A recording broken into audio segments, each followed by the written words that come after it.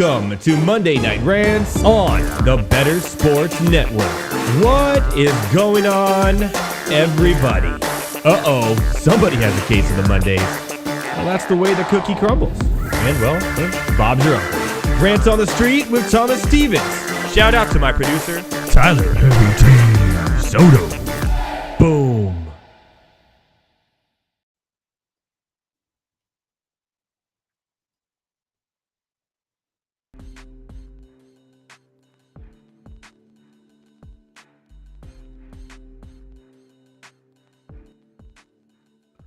Yes. What is going on, everybody? Welcome to Monday Night Rants on the Better Sports Network and at Fantasy Alarm, at Better Network, at Fantasy Alarm, at all your favorite social media destinations. I apologize. Last week, I don't miss too many shows. Really, I've only missed 2 in the last year and a half. But some things came up, so I apologize. But don't worry. We will, and I mean we will, make it up to you tonight on Monday Night Rants. The funnest show on Monday night. That is for sure. And what better way to make it up to you than showing you 2 Monday Night Football games. That's right, 2 Monday Night Football games. Why? I don't know. I couldn't tell you. 2 games, Week 14, on at the same time. Come on now, NFL. What is this? It's ridiculous. Silly. The scheduling this year is silly. I know Christmas is on a Monday and New Year's, but still, come on. It's ridiculous. But a lot of fantasy football implications on the line tonight. I know I have a few things I'm stressing over tonight in my fantasy football leagues to make playoffs or get that first or second seed bye. One of them, a little worried about right now because I need Tyreek Hill. And I have Waddle in another league, and Waddle got a big hit with his first catch. He went out to the tent, the blue medical tent, which is just the thing that he came back in. And Tyreek Hill has been sitting on the sideline with his helmet off. Scary. However, this has happened this year already with Tyreek Hill, and he's come back every time. So I'm hoping he comes back tonight into this game to help my fantasy team. And hope if you have him, he does the same. Currently, it is 7-0 Miami. A pick 6 on Will Levis for that one. After a Tua fumble, they got the ball back, pick 6. Miami's up 7-0. We'll see what happens here. And but by the way, I noticed this tonight. Mike Vrabel, doesn't he have a little bit, and I mean a little bit of a Robert De Niro face? Once you see it, you'll never not see it again. You're welcome, my fellow ranters.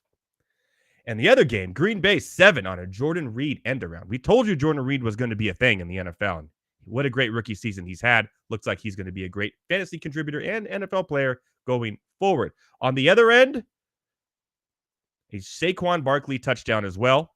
It is 7-7 in that game that the Packers must win to stay alive in the playoff race, which they are currently the last seed. More on that later. For sure. So 2 games. We'll keep you updated as time goes by. We'll let you know how it's going to go in these games, and hopefully everything works out in your fantasy leagues and you make the playoffs. Good luck to you all, my fellow ranters.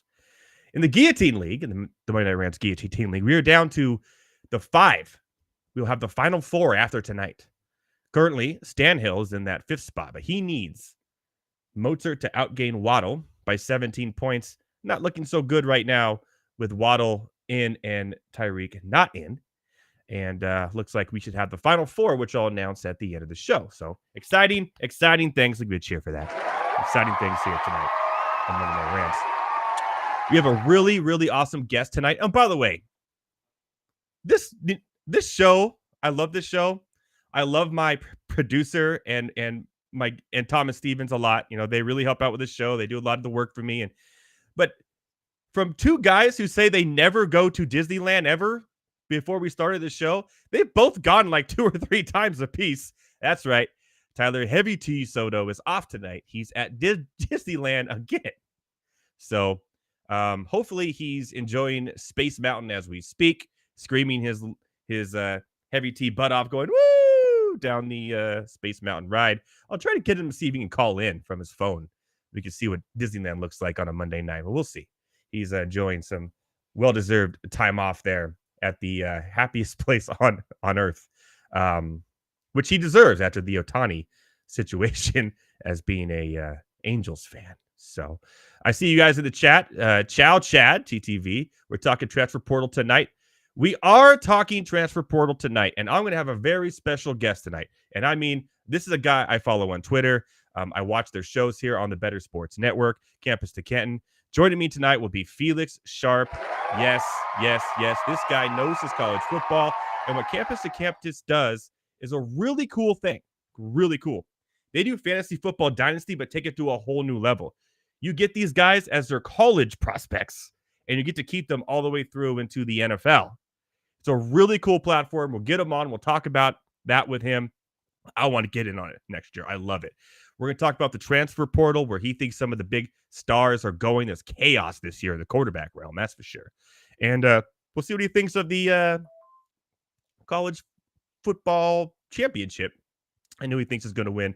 That'll be a lot of fun. He'll be on at the bottom of the hour. And after that, Thomas Stevens, Rant on the Street, baby. That's right. Rant on the Street. We're going to talk to him, the 5 questions you asked on Instagram and TikTok over the last 2 weeks. So a lot more to choose from tonight. And we'll talk a little UFC coming up this next week, too, the last big event of the year, and some NBA action as well. Wait, Tavares says, what is going on, ranters? Yes, what is going on? Happy Monday night rants to all of you. And Chow Chad is having some fun with our heavy T here, saying Angels fan, ? Could have just called him a masochist and left him at that. Ooh, heavy T on vacation, getting some heat, getting some straight heat. Love to see it, though. Real quick, I always give you some of my bets for the night of the late games, whether it's college basketball or NBA. The college basketball games late night tonight kind of stink, so I'm not going to get into them too much. We do have some NBA action tonight, 2 games kicking off at 10 p.m. Eastern and 10:30 p.m. Eastern. Some big ones here, actually. The Brooklyn Nets are traveling to the Sacramento Kings. Light the beam! It is currently a -4.5 favorite for Sacramento Kings, with 63% of the public on the Kings at home and 37 at +4.5 with Brooklyn. The over and under sit to 234. Now, the Kings at home are 6-3 this year, so pretty good. And we know how they play at home. The light the beat thing is a real thing. I don't normally go for the public at -4.5, but Brooklyn traveling all the way to the West Coast on a Monday night against the Kings. I'm actually taking the Kings -4.5 here. The over and under seems about right at that 237.5 now. Geez, it's going higher. For Portland, they're going to Clippers. LA now, we've talked mad trash on them for a long time, the Clippers. But they've kind of gotten it together recently, and this foursome, if you will, of the aging players have worked out pretty well. Now, it is a -13-point home favorite for the Clippers. Now, they've won games recently, but haven't really been blowing teams out. And this Portland team, after getting dominated the opening game of the season, may have some things to stay. So I'm actually going against the public and I'm going against the -13. And I think Portland's going to keep this close within 10. So I'm going to take Portland +13 on the NBA matchup tonight. More on the NBA later when Thomas Stevens joins and we talk a little NBA action with the 5 questions on Rants on the Street. But before we do that, the staple of the show, before we get into everything with Felix Sharp of Campus to Canton and Thomas Stevens, we got to do what we do every week. It is time for the Rant Lines. I know we will talk a lot of football in the Rant Lines, but I got to get this out of the way first. Just my thoughts real quickly. I know it's old news by now, and I get it, but I didn't get a chance to talk about it. I'm only on once a week, people. Come on, bear with me.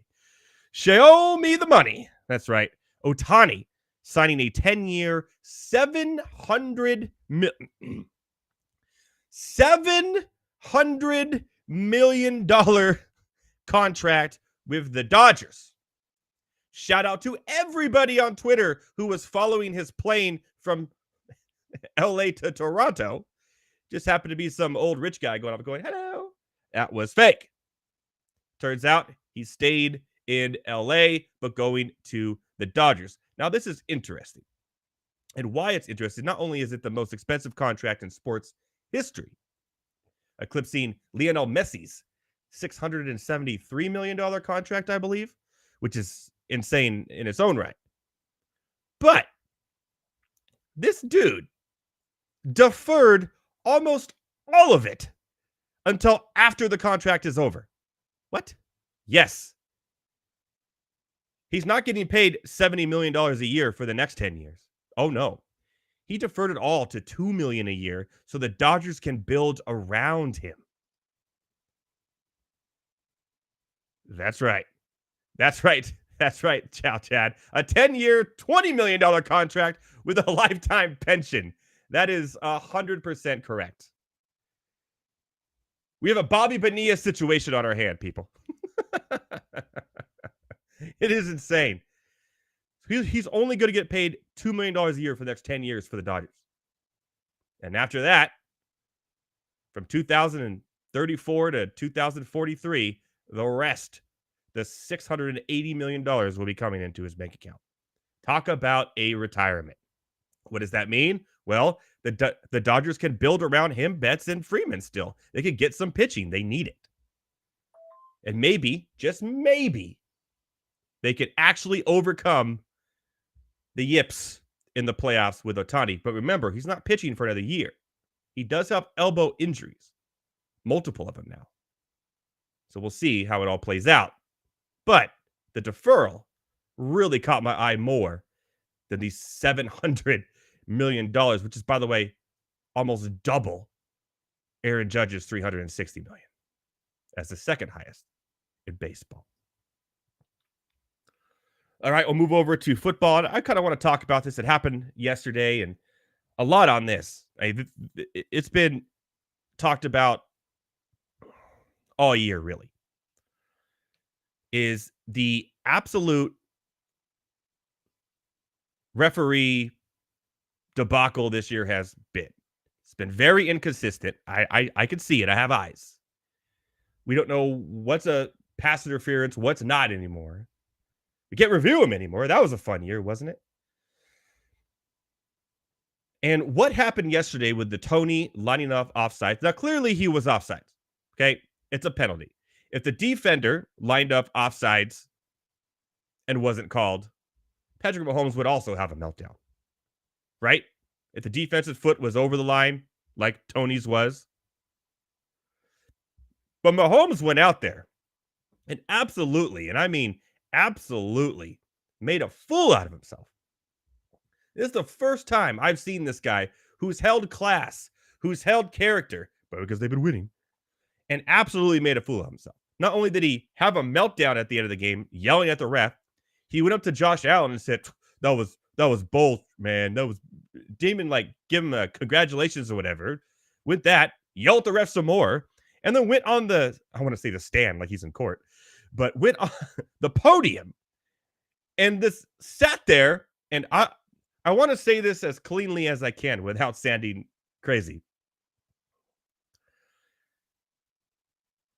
He rubbed Travis Kelce the right way, if you know what I'm saying. He went up there and said, oh, what a Hall of Fame play by a Hall of Famer. That should have been, him lying offsides wouldn't have mattered. It wouldn't have mattered if he was there, but it would have mattered if the defense was offsides, wouldn't it? He just had a meltdown about the refs. This is ridiculous. It never goes our way. It always goes your way. Everything has gone your way for the last 4 years. Every commercial is you and Travis Kelce. But the backside of this is Dan Orlovsky today went on Twitter, went on TV, showed some video that Tony had lined up offsides 5 times the same way before that play was called.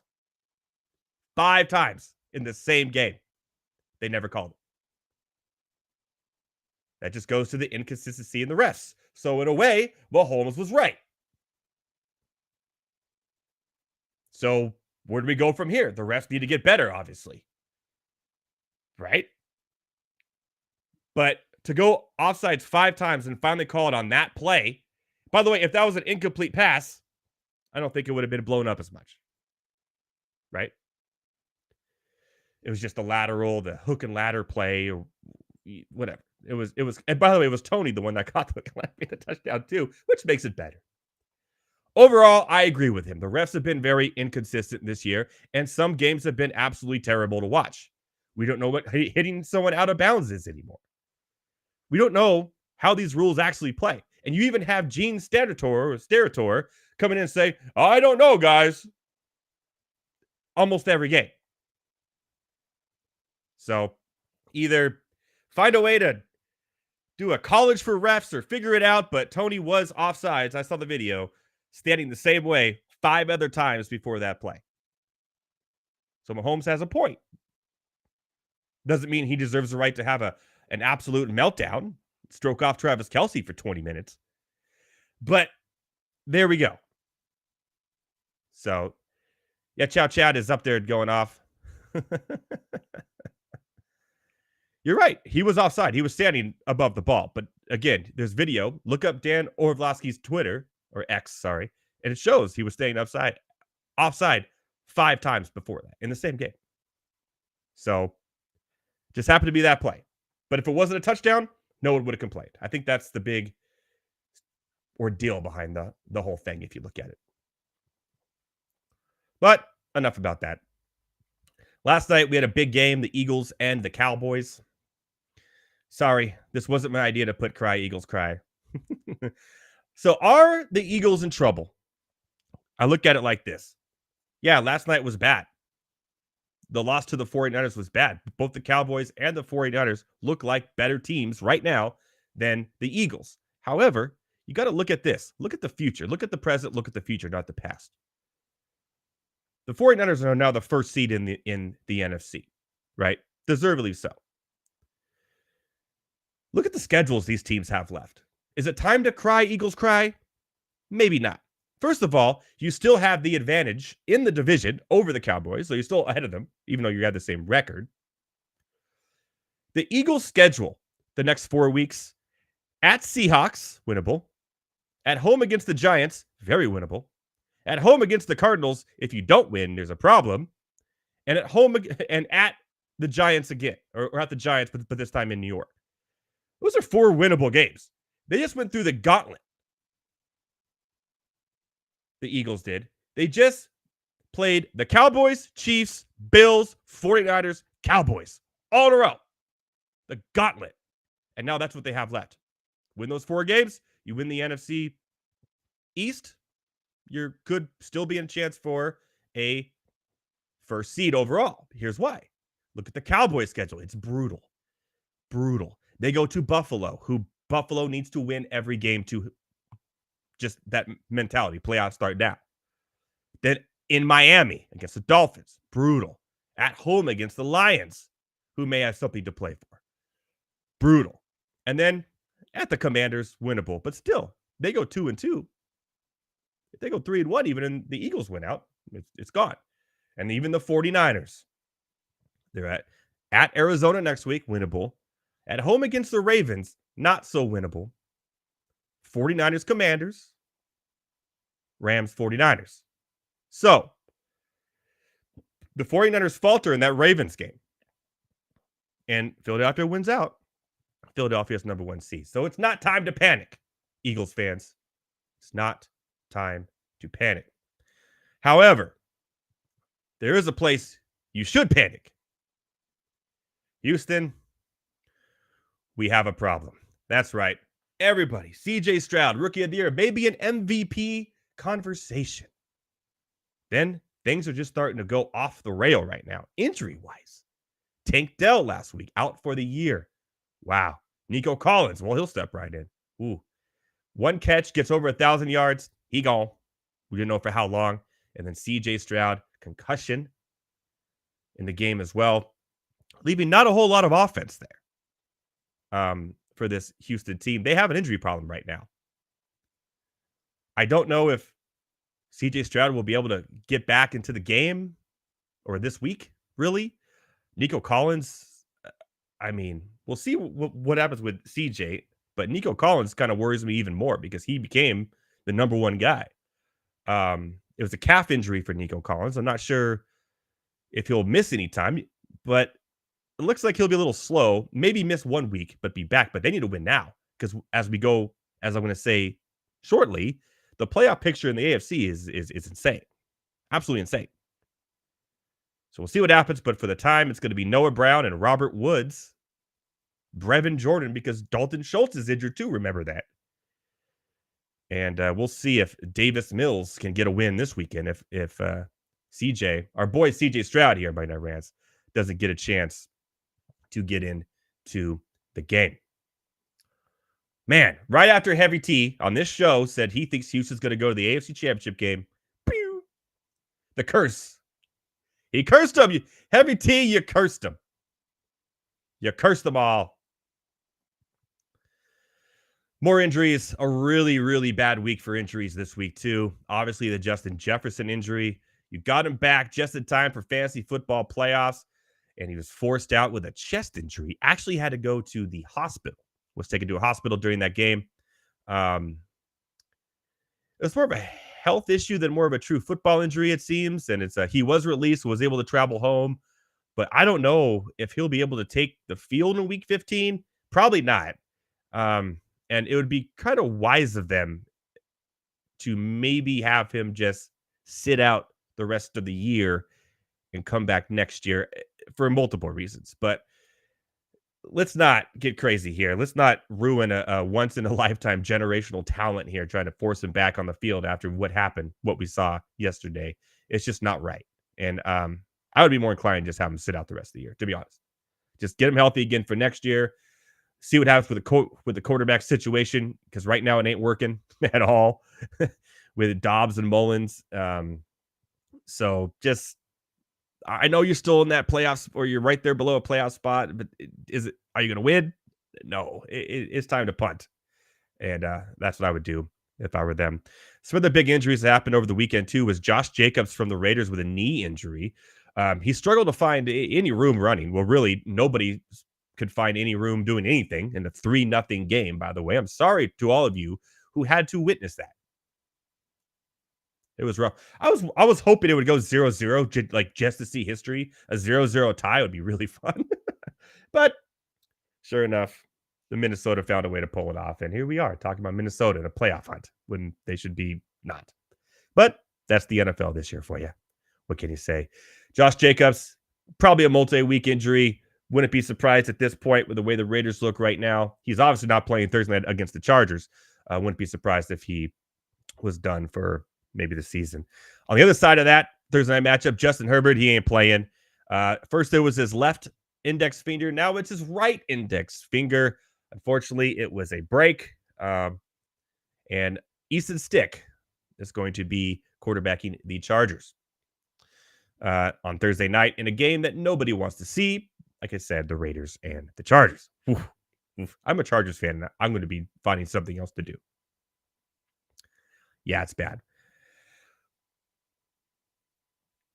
I would say at this point, I would do the same thing if I'm the Chargers. First of all, they need to fire Brandon Staley off the bat and just sit Herbert out and figure it out for next year. Like you're not going anywhere. You're not going to make the playoffs. Just let it go.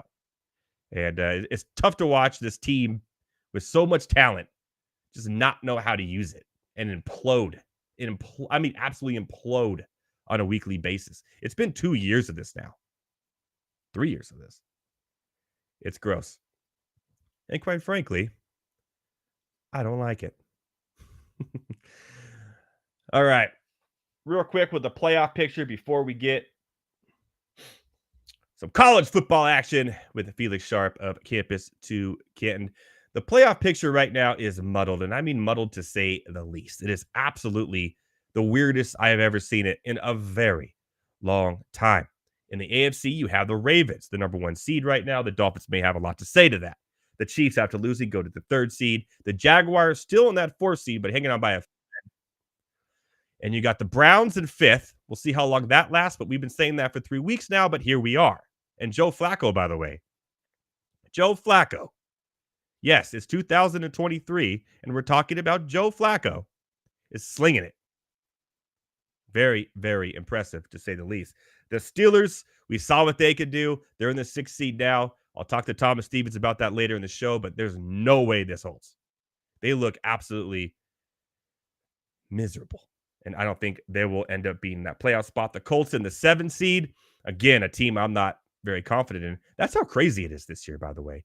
Then you got this run of Texans, Broncos, Bengals, and Bills, all 7-6. I think the Chargers, Raiders, Jets, Titans, and the Patriots have already been eliminated anyways. They're done. I really like, obviously, I think the Bills will find a way to sneak in, and they're going to be a dangerous team in the playoffs. And obviously, somebody else has to too, right? We'll see what happens with C.J. Stroud and the Texans here. I like them as the favorite, but you can't count out the Broncos. You can't. They got a pretty good schedule here coming up. They got to play the Chargers. Okay, there's a win. Again. And I'm going to count out the Broncos of being my team to kind of sneak into that 7 seed over the Colts when it's all said and done. On the Western side of things, it's a mess. Just like the NFC side of things. It's a mess. The 49ers, Cowboys, Lions, all there, right? And the Eagles. We kind of expect all 4 of those teams to make it. The Buccaneers at 6-7 will have the 4 seed in this awful NFC South, which is just, and I mean, not fun to watch at all. But hey, Baker Mayfield is kind of making football fun again in Tampa Bay, huh? So there you go. One of those teams has to win between, I think, the Falcons and the Buccaneers. And then you got the Packers here, who 7-7 currently in this game, need to win this game to stay in it. I like this team to make the playoffs. I really do. And the Vikings, I think they kind of fiddle out because I don't think they should bring Jefferson back after what happened yesterday. I think it's either going to be the Rams or the Seahawks to take that last spot. And I'm going to go ahead and say, because I've seen the Seahawks play recently, that the Rams have a chance really to sneak into that 7th spot. It's McVay, it's Stafford. This team has done it before. Nakua, Kupp, Kyron Williams, just they're a better team right now overall, even with a defense where you can't name anyone's name other than Aaron Donald, than the Seahawks. So it's kind of how I figure this is going to go. We'll see, though. There's still 4 weeks after this and a lot to play for. But what a weird playoff picture that, okay, nobody, not even an octopus in Germany, could figure this one out this year. And I absolutely love it. So there you go. All right, that was the rant lines. Shut up for the rant lines.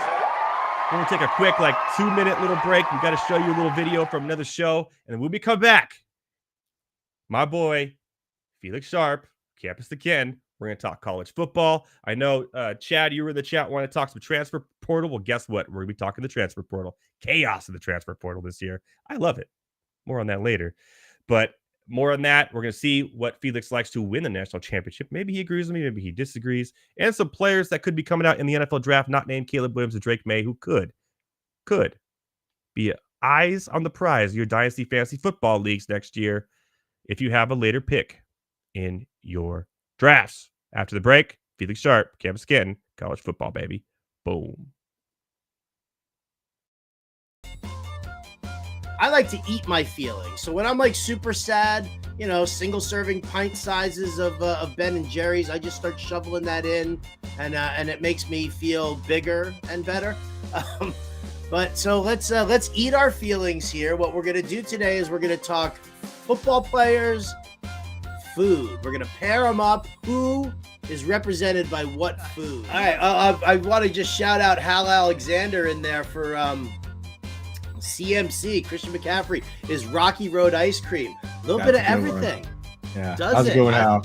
I like it, man. You know it. I love me some Rocky Road ice cream. Bijan Robinson prime rib. You know what? Bijan Robinson prime rib with a baked potato and some cream spinach on the side. That's what I'm talking about. That is the King's dinner. And Bijan Robinson, I don't care if the dude from The Athletic says only 301, touches. You know what? In honor of Card Sharks, I'm going to say, guys, that I think that number is going to be a little bit higher there for Bijan Robinson. So get your knife, get your fork, you got your steak, you got your Bijan. Yeah, that's what's up. You're on death row, and they say you get one last meal, and you just say Bijan Robinson. Bijan Robinson. Yeah, I'm totally down with that. Love it. I got to jump in on one real quick because Mr. Scamper said Kareem Hunt is candy corn, and I actually had a player, Tyler Boyd, was going to be candy corn for me, and basically it's that nobody likes it, but it's always there. It's always there, and somebody always puts their hand in and grabs some and has some, and they're like, well, and afterwards they're like, why did I eat that? That's Tyler Boyd. He always gets drafted, and he's just kind of there, and nobody knows why. Nobody knows why they take him. Nobody knows where it comes from. Where does the candy corn even come from? Like, it's just there. It's just there. What is going on, everybody? Welcome back to Monday Night Rants on the Better Sports Network at Fantasy Alarm, as well on all your favorite social media platforms. Joining me now, Felix Sharp at Sharp Review of Campus and Canton. What's going on, Felix? Oh, you're on mute. I can't hear you, bud. I promise I'm a professional. Okay. I promise. All right. I have lots of experience doing this, but appreciate you having me on. We got 2 games on tonight. A lot of stuff going on in the transfer portal in college football. December has become, a really busy month if you are playing in our format in Campus to Canton leagues, if you're following college football. So, yeah, glad to talk to you about it.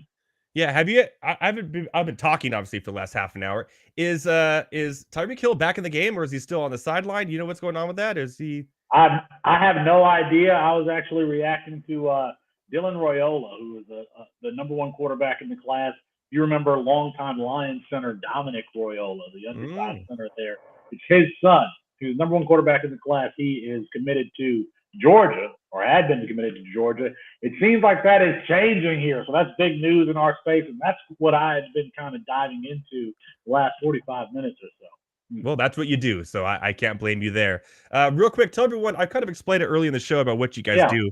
I love it, and I am in next year. I don't know how I can do it, what strings I have to pull, how much money I need to pay, what prank I need to do. I'm in, so get me in. But explain to everybody what it is you guys do over there at Campus Canton. Absolutely. So Campus to Canton is the name of our website, and it's the name of the fantasy football format. Everyone's familiar with Dynasty Fantasy Football if you're watching this show.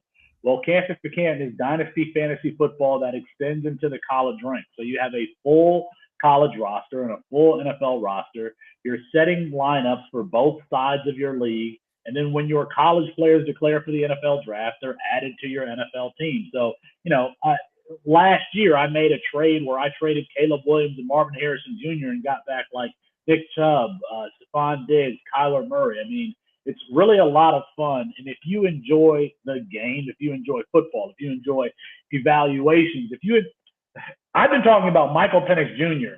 since 2020 when he was in Indiana. And now he's the Heisman Trophy runner-up. He's probably going to be a day 2 NFL draft pick. If you like following journeys like that, then you would love a Campus to Canton football league. And what our site provides is the rankings, tools, data analysis. We do a whole freshman magazine. I mean, just go check out the website. Do it. We have everything that you need to play in this format. Yeah, well, good, because I'll be having to check it out next year because I'm in, babe. Let's go. I love it. Absolutely. So, who's had to sweat out Bo Nix for 7 years? Right. I mean, all the quarterbacks, if you look at the quarterbacks who made the Heisman ceremony there. Yep. All 5th-year players. In the case of Michael Penix Jr., a 6th-year player, and all transfer quarterbacks. So, I mean, it's a new era in college football. But I think if we were going to compare quarterbacking to taking a Scantron test, remember when you used to fill in the little bubbles, A, B, how can I forget? Yes. I mean, in the case of some quarterbacks, they completed the test. They got all the right answers. It just took them 5 times to do it. And that's the case of Bo Nix. In some respects, in the case of Jaden Daniels, who actually won the Heisman Trophy, started in 2019 with Herm Edwards.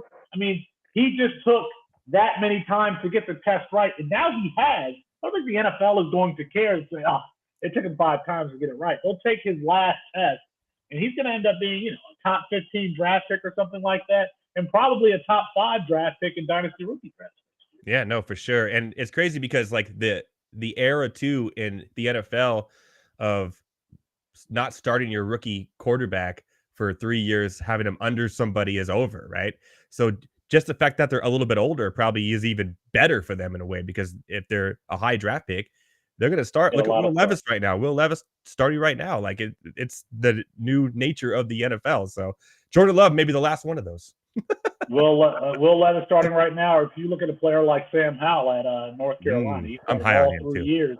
I am too. I mean, we all thought he was good. I mean, he was projected to go. If you remember that offseason, the projected number 1 and number 2 all pick were Spencer Rattler and Sam Howell. People forget that. Spencer Rattler, of course, now with South Carolina, is declared for the NFL draft. But yeah, I mean, Sam Howell got a lot of starts. These guys who are entering the NFL draft this year, whether it be Caleb Williams, Drake May, they've gotten a lot of starts too. But there are some guys behind them.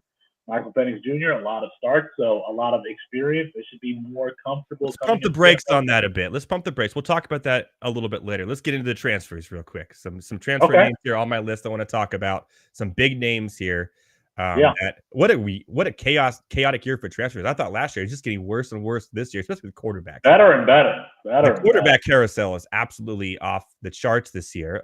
One name already has a home, it seems, and Dylan Gabriel, who's leaving Oklahoma to go to Oregon, which will seemingly replace Bo Nix. And I saw today that Ty Thompson has already transferred out as well because of it. So thoughts on that?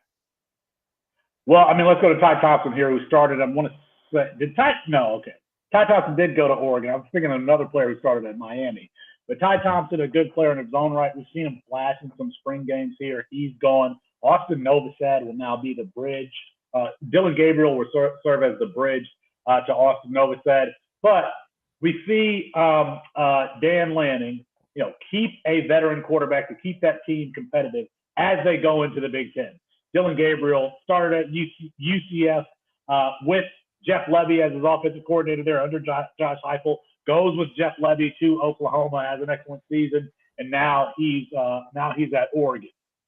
Kind of got pushed out there. Kind of got pushed out of OU, it seems, because we're very, very high on Jackson Arnold there at Oklahoma.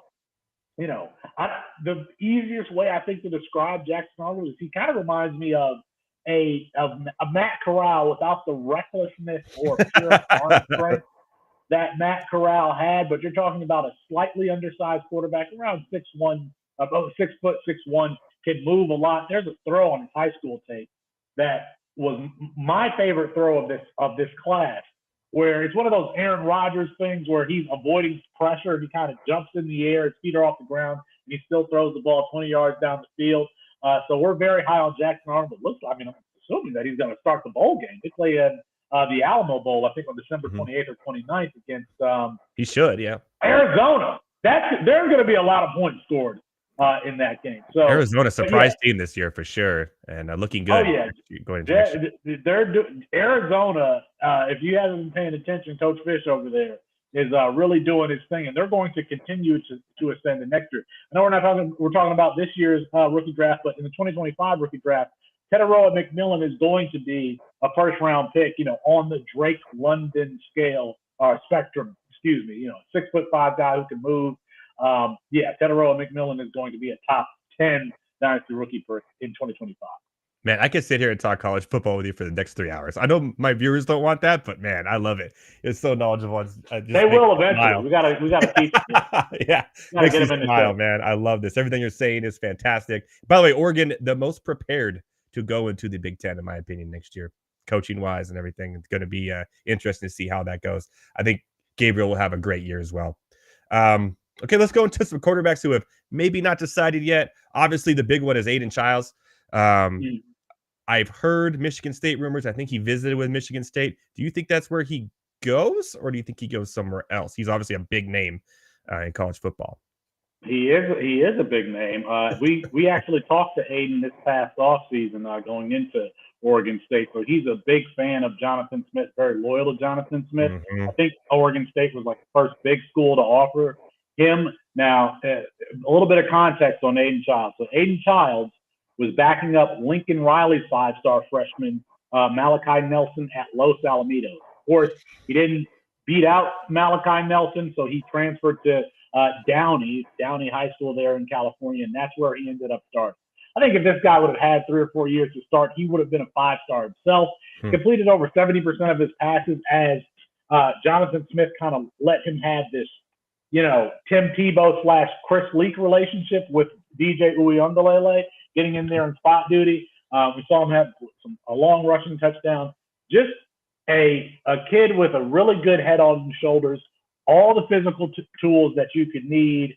And, it looks like he is. And you're right. He did. He visited East Lansing, a place that I spent time in as a young adult. He visited East Lansing earlier this week. I think what's today? Today, or maybe last week, Friday.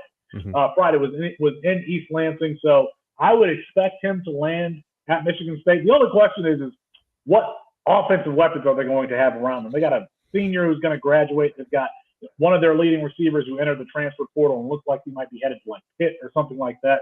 There's some wide receivers in the transfer portal too. But, I would expect Jonathan Smith to get it together. Jonathan Smith spent time as Chris Peterson's offensive coordinator at Boise State, and then his offensive coordinator at Washington with who? Jake Browning, John Ross, those guys. You remember John Ross, becoming a first-round pick, number 9 overall, after running that 4.22. Who was the offensive coordinator? Jonathan Smith there at Washington. So, I would hope that Aiden gets some help there for the Spartans. But it looks like I think his crystal ball is like 100% pretty Michigan State, even though he hasn't committed yet. Yeah, I agree with you there. Another big name that's already will be on his third team, and he's still a freshman. Dante Moore. Or I guess he would not be a freshman. He'd be a sophomore. Second team. But he did commit to Oregon and transferred, and then decommitted and went to UCLA. To Chip Kelly, and now he's off again. Speaking of the Michigan connection, he's from Detroit King. That's what I'm thinking is Michigan. Yeah. So, it looks like. All right, let's back up here because I know that everybody might not understand who Dante Moore is. This last freshman quarterback class with Arch Manning, headlining it, it was deep as far as the quarterbacks go. Dante Moore was one of those guys. Yep. He was originally committed to Oregon, decommitted, and went to Chip Kelly at UCLA. For my money, he was the most game-ready quarterback in that class as far as anticipating windows, not turning the ball over. I'm not using this as a pejorative, but he was a game manager in the best way possible. Taking open shots, knocking them down, doing these small things well. Went to UCLA. He was fine, in my opinion. Now, he had a streak there, 3 games in a row where he threw pick sixes. You can't do that. That's kind of why he was pulled. But he showed the flashes that we saw at Detroit King on Ford Field. He played 2 or 3 state championships there for Detroit King. Started as an 8th grader, excuse me. We saw the flashes that we saw at Detroit King. We saw flashes at UCLA why we had him rated so high. And, now it's a question of where he's going to end up. My understanding is that he wants to be closer to home. Home for him and closer to family is Detroit. You got Michigan. Ohio State also has an opening there after Kyle McCord has entered the transfer portal. It's true. I would love to see him end up at Ohio State because I think it's a play style fit. Ryan I agree Day, with you there. Yep. Yeah, Ryan Day likes quarterbacks to be efficient. He doesn't like his quarterbacks to improvise it, that much. He wants them to get the ball out of their hands. That's what Dante Moore is. In Columbus to Detroit, in that long of a drive, he can be relatively close to home. So it looks like, if I had to handicap this, the favorite would be Michigan, but man, I would really like to see him with Ryan Day at Ohio. One of those guys is going to get this next quarterback. If the other one doesn't get Dante Manning, I'm Dante Manning. Sorry, Dante Moore. I'm in Oregon right now. Dante Manning plays cornerback for Oregon. Cam Ward. Mm-hmm. I've heard rumors of him going to Ohio State, and that would be interesting as well. Kind of going back to their old early 2000 days with the mobile quarterback, and would be a lot of fun. Do you think Braxton Miller. Yeah, it would be Braxton. So again, I'm going to assume that the audience is not as familiar with, especially on the West Coast, Cam Ward, who came from FCS Incarnate Ward with his offensive coordinator Eric Morris, who is a Mike Leach disciple. So you're talking about a guy who's raised in kind of the spread system. Mm-hmm. Cam Ward is an improviser on the Johnny Manziel. 100%. Loves to get back there and scramble. His big weakness. No, okay. Let me back up again. He has great arm talent as far as throwing off platform and improvising. While he does all that scrambling, he does it to pass. He doesn't do it to run. His big weakness coming into this season was his deep ball accuracy. I wish I had the stats in front of me to show where he has improved. But he has improved dramatically in that respect. Now, Washington also improved their wide receiver core. Yes. Washington State improved their wide receiver core last year. But he has improved in that respect tenfold. And so now it looks like he wants to get his shot to be, a first-round NFL draft pick. And I've always thought that if you have an elite trait, you have the potential to be, a high draft capital player. For quarterbacks, it could be raw arm strength. It could be mobility. It could be speed. It could be all of those things. In the case of Anthony Richardson, he had all of those things. It was very high on him. In the case of Cam Ward, he is elite at the pocket escaping, avoiding pressure, and all of that stuff. Can he become above average throwing the ball downfield and keep that consistent while keeping that consistency in the intermediate game? If he does, I don't see why a GM or a coach says, you know what, we probably could build something around what this guy can do, because he absolutely has that talent. He just wants to show it one more year on a bigger spotlight, under a bigger program. And so that's why I would think that Ohio State would be the right landing spot for him. Mm-hmm. Another one. But he's had there have been no whispers or rumors about he's visiting Ohio State. That Ryan Day talks to him. There's been none of that. As a matter of fact, I think that if I remember correctly, I think Cam Ward may have narrowed his selections down. And it did not include Ohio State. I cannot remember that off the top of my head. I'll look into it. But you're right. As far as quarterbacks go, Cam Ward is right up there at the top of the guys in the transfer portal. And if you haven't watched a lot of Washington State football, I have. I'm a Pac-12 fan, or was a Pac-12. There you go. There you go. Then I recommend that that you go ahead. He's a mini Lamar Jackson. I would say he's a mini Johnny Manziel. I'm trying to think of another quarterback. You can't be a mini Johnny Manziel. That's impossible. Although Johnny Manziel had one of the best college careers of all time, so I guess we got to give him some credit where credit is due, for sure. Are there any running backs in the transfer portal that you're looking at here? I know Trevor Etienne's a big one out of Florida, and maybe Raleek Brown at a USC. Any one of these guys that you're sick can go to replace, and maybe I think Raleek Brown going to Oregon could be a possibility as well after Bucky Irving goes to the NFL. If you were going to profile Raleek Brown as to what, role he could have, Bucky Irving would be a good comp for him, even though I don't know that he is the interior runner that Bucky Irving could be coming out of, I think he was either at Modern Day or St. John Bosco, one of those big powerhouse schools in California. We were not the biggest fans of Raleek Brown coming out. I think I even said that he profiles as the receiving end of a running back by committee, and then what happened at USC? He switched positions to wide receiver.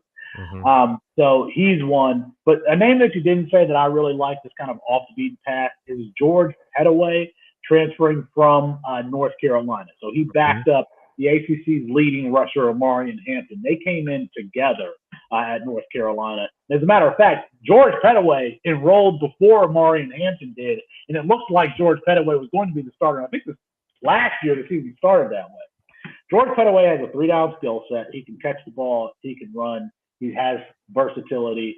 And if it were not for Amari and Hampton, I think that he would be kind of sharing the touches in another backfield. So that would be another name that I would be watching out for is North Carolina George Pettaway. Yeah, North Carolina always seems to have a two-headed running back monster, don't they? Like for the last 10 years, it's crazy, and that all seems to work out. Devontae Williams, Michael Carter for those two. Exactly. Wide receivers out there. London Humphreys is obviously the big one, probably on the board. Looks like he's going to Georgia. I would be surprised if he didn't go to Georgia at this point. Are there any other ones there? Maybe Wells or Burks or Fleming or Merriweather that you're looking at that could be a big impact in the going somewhere next year as at the receiver? Michigan State's looking for receivers. Yeah, Michigan State is looking for receivers. So Rico Flores Jr. Ed, are you in California? Do you know, you Pac-12? Okay, so Rico Flores Jr. went to Folsom. Folsom is in For the Jake been in the Browning news. went to school too. That's exactly right. So Jake Browning went to Folsom. Folsom actually had a really great program. They have a tight end there who broke his leg like in the middle of the season last season, who I think was a Stanford commit, but also Austin Mack, who reclassified quarterback, is at Washington right now, backing up Michael Penix Jr. Rico Flores was there, who was the leading pass catcher amongst wide receivers at Notre Dame as a freshman. He's in the transfer portal. And then Ontario Smith Jr. That Ontario Smith of the Minnesota Vikings was also in that class at Folsom. I think he's at Sacramento State now. Mm-hmm. But Rico Flores would be the name that I would, just pay attention to because of how successful he was last season. And again, for a Notre Dame team that underachieved, didn't have a lot of passing volume, but this true freshman, and there are some upperclassmen on that roster in the wide receiver room. This true freshman led the Fighting Irish in reception. So he's in the transfer portal. I kind of wonder if he could end up in Washington with his former quarterback, Austin Mack. Washington is probably going to lose Rome Odunze. Oh, yeah. They might lose Jalen McMillan, even though Jalen McMillan was hurt this year. And then Jalen Polk is there. I think Jalen Polk can make the jump to the NFL. If I am a wide receiver or a quarterback, there's like a handful of teams that I would want to play for. Steve Sarkisian is right there because he did with that team at Alabama with Mac Jones and Jalen Waddle and Jerry Jeudy and Devonta Smith. It was an explosive offense. I would put Lincoln Riley up there because he's Lincoln Riley. And then Kalen DeBoer would be right there for me. Kalen DeBoer at Washington has done so much with less, from his time at Indiana to his time at Fresno State, now his time at Washington. I live in Fresno, by the way. Listen, I can tell. Well, I was watching that Fresno State UCLA game in the car on my phone because not driving. I hope not driving. I hope. No, I was not. I was actually the designated driver that night. Believe it or not. So I was sitting in the car waiting for my friends and watched Jake Hayner on one leg beat number 13 UCLA in their own house. I'd already been a Jake Hayner fan up until that point. But anyway, back to Kalen DeBoer. He's done more with less. And so I think that if he hasn't had the prospects that Lincoln Riley or Steve Sarkisian has had at quarterback, and has still had them produce at really elite level, right there along with his wide receiver corps. So if I'm a wide receiver, I would want to end up in that offense. And I think the question was before I went on this diatribe was who else? Rico Flores, and I kind of want to watch. Okay, perfect. Love it. By the way, more transfer names, everything you're on top of it on your X account. I can't say Twitter anymore. I keep on getting in trouble for that. X, not to be, X, whatever. At your X account at Sharp Review, you're all over it, man. I'm always on it, seeing what's going on with your highlights on the transfers of what you're seeing out of kids in high school before they get actually on a college team. It's good stuff there. But let's talk about real quick before I let you go. We got about 5 minutes left, so let's be quick here. Name a quarterback, not name Williams, Caleb Williams, or May. By the way, I'm not that high on Caleb Williams personally. There's something with him that bugs me a little bit, and I don't think he's there. And I like Drake May, but we've talked about Penix. Obviously, there's Daniels, there's Bo Nix, all 5th year, 6th year seniors. Is there another quarterback like what we're seeing with Sam Howell or some of these other ones like a Purdy that could be the next big thing, QB1 in the NFL that no one's really paying attention to? Oh, we lost your volume again. Again, perfect. Super professional. It's Monday, man. It's Monday night. It's all good. I am so good at this. Okay. Again, I'd have to throw out the name Michael Pratt out of Tulane, who had started as a true freshman there, nearly led them to a conference championship that first year. If you remember, who's Zaven Collins, the linebacker for Arizona, their high draft pick. He was competing against that Tulsa team there at Tulane. It's funny because we saw him start as a true freshman. His mechanics were terrible. He was reckless. And he's just steadily improved. Now, people are going to remember you mentioned Caleb Williams. He beat that Caleb Williams USC team last year in the bowl game. I think that was Cotton Bowl or Alamo Bowl, what have you. But he nearly beat them the year prior at OU. At OU, Spencer Rattler, Lincoln Riley, they nearly upset Oklahoma Yeah. that season. This dude is a gamer. Can he be inaccurate? Absolutely. But he has an extremely strong arm. He has an NFL caliber arm, NFL caliber heart, I would say. A guy who's not going to slide when he's taking tackles, a guy that would be a fan favorite. So if you got to have some things to work with, and Michael Pratt has a lot of them. Consistency, not always there, but from a tool standpoint, I would have to throw out Michael Pratt's name on a team. Sounds a little bit like Josh Allen to me, what a lot of people said about him coming out. Look how he's grown. And he now finally slides. Thank goodness Josh Allen finally slides. Real quick, before I let you go, college football championship. Who wins? Who are the two in the finals and who wins? I want to see Washington win because, again, I've been following Michael Penix Jr. and tweeting about Michael Penix Jr. for 3.5 years now. But I think that Michigan is so suffocating in a boring way. I think that they can take the air out of the ball and play good defense. Now it'll be hard to, and defense I think is going to win this championship. So I'm probably going to go there with Michigan playing a style that's not particularly sexy, but Jim Harbaugh gets his national championship. You think Alabama and Michigan, what kind of game is that going to be? That's going to be a fun one, isn't it? A boring one. No. Yes, but it'll be close. I mean, it'll be fun to me because we're talking about a 21-17 type game, in my opinion, with those two. Actually, any game that Michigan is in, I think that we're talking about that type of score. So if you like, tough defensive football in, one possession games, yes. But if you like passing a lot of points, it's not going to be a fun national championship. That's why you have the Washington-Texas game if you liked a lot of points in the passing, baby. That would be excellent. That would be excellent, Washington and Texas. Yeah, that's going to be fun. I actually have Texas playing Michigan in the championship, and I kind of want to. I haven't made my final prediction yet, but I'm kind of leaning towards Texas, and I have some reasons why. But we'll have to save that for another show, people. You got to come back and watch to find out why. And there you go. All right, man. Hey, it's been a pleasure. I have so much more I need to pick with your brain, man. But we'll save that for another night. Please tell everyone once again where to find you, what you guys do, and how to get involved over there at Campus to Canton. Find me on YouTube. How about that at Campus to Canton? Campus to Canton's YouTube page. We're trying to get to 3,000 subscribers. Get them to 3,000, baby. Let's go. Yeah, help us get there. Go ahead and subscribe to the YouTube page.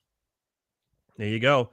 Felix, thank you so much. Hey, enjoy the bowl games. Enjoy the chaos transfer portal. I'm sure we'll be talking about some college football via DM and on X soon. And enjoy the championship and get ready for next year already, right? It comes quicker than you can think.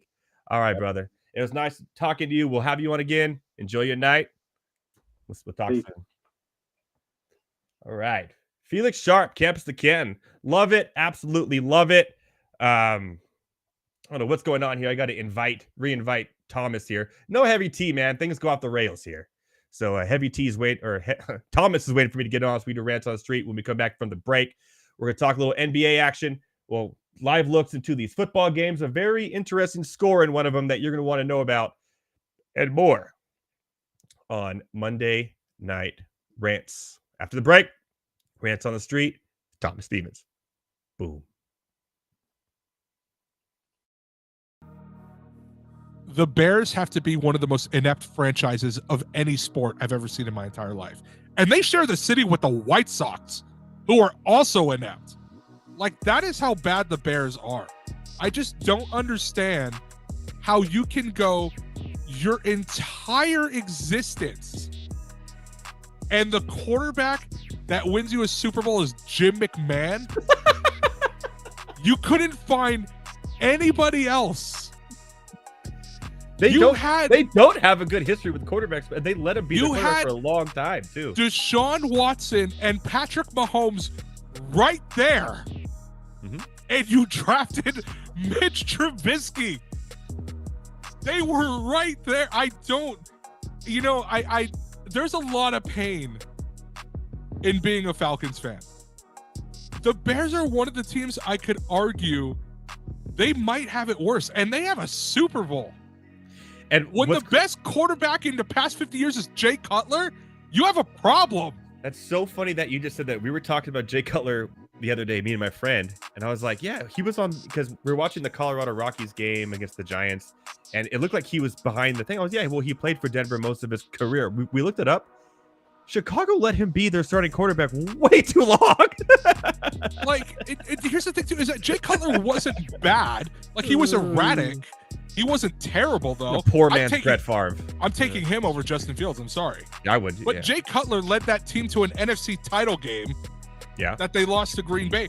But he's gotten farther than anybody else. You want to know who the other starting quarterback was for the Bears in the other Super Bowl appearance they made? It was Rex Grossman. What are we doing out here? It was Rex Grossman and Kyle Orton was the backup. How are you that bad? Bro, like, oh my God. Listen to the top 5. According to Football Reference, the top 5 greatest Bears quarterbacks of all time. Jay Cutler, number 1. I can't believe it. Sid Luckman, who last played in 1950, is number 2. Jim Harbaugh is number 3. Jim McMahon, the Super Bowl winner, is number 4, and he played there for 6 years. And Mitch Trubisky, no way, is number 5 on the list as terms of passing yards go. What is going on, everybody? Welcome back to Monday Night Rants on the Better Sports Network, at Better Network, at all your favorite social media platforms, at Fantasy Alarm as well, at Fantasy Alarm, at all your favorite social media platforms. Big shout out and thank you to Felix Sharp for joining me from Campus to Canton. That was a lot of fun. Again, I love college football, and man, that guy is full of knowledge, and I cannot wait to get into that dynasty where you start all the way from their high school all the way to NFL. It is an insane platform. I love everything they're doing over there. I can't wait. You know what else I can't wait for? What's up? The next question on Bettercast. Yes, sir. That's right. Yes, sir. Both games going on right now. It's 10-7 in both games. Tennessee over Miami with Tyreek Hill still staying on the sideline with no helmet. And 10-7 Green Bay over the Giants here as well. We'll see how it all plays out in the end. But why I mentioned Bettercast, you can go on Bettercast right now, answer questions live during the game, and have a lot of fun, win prizes, win tickets. I won a big prize on the Bendercast last week, so I could trade that in for an autographed memorabilia. You know, yes, sir. autographed Charger stuff, which is on clearance. But the big news I want to share with you, Thomas, and everyone else out there, is that tomorrow at 4 o'clock Pacific, so 7 o'clock Eastern, for all you Easters out there who watch the show. By the way, shout out Sports Nut Nick. Welcome back to the show. A fellow rancher said Padres should trade Tatis.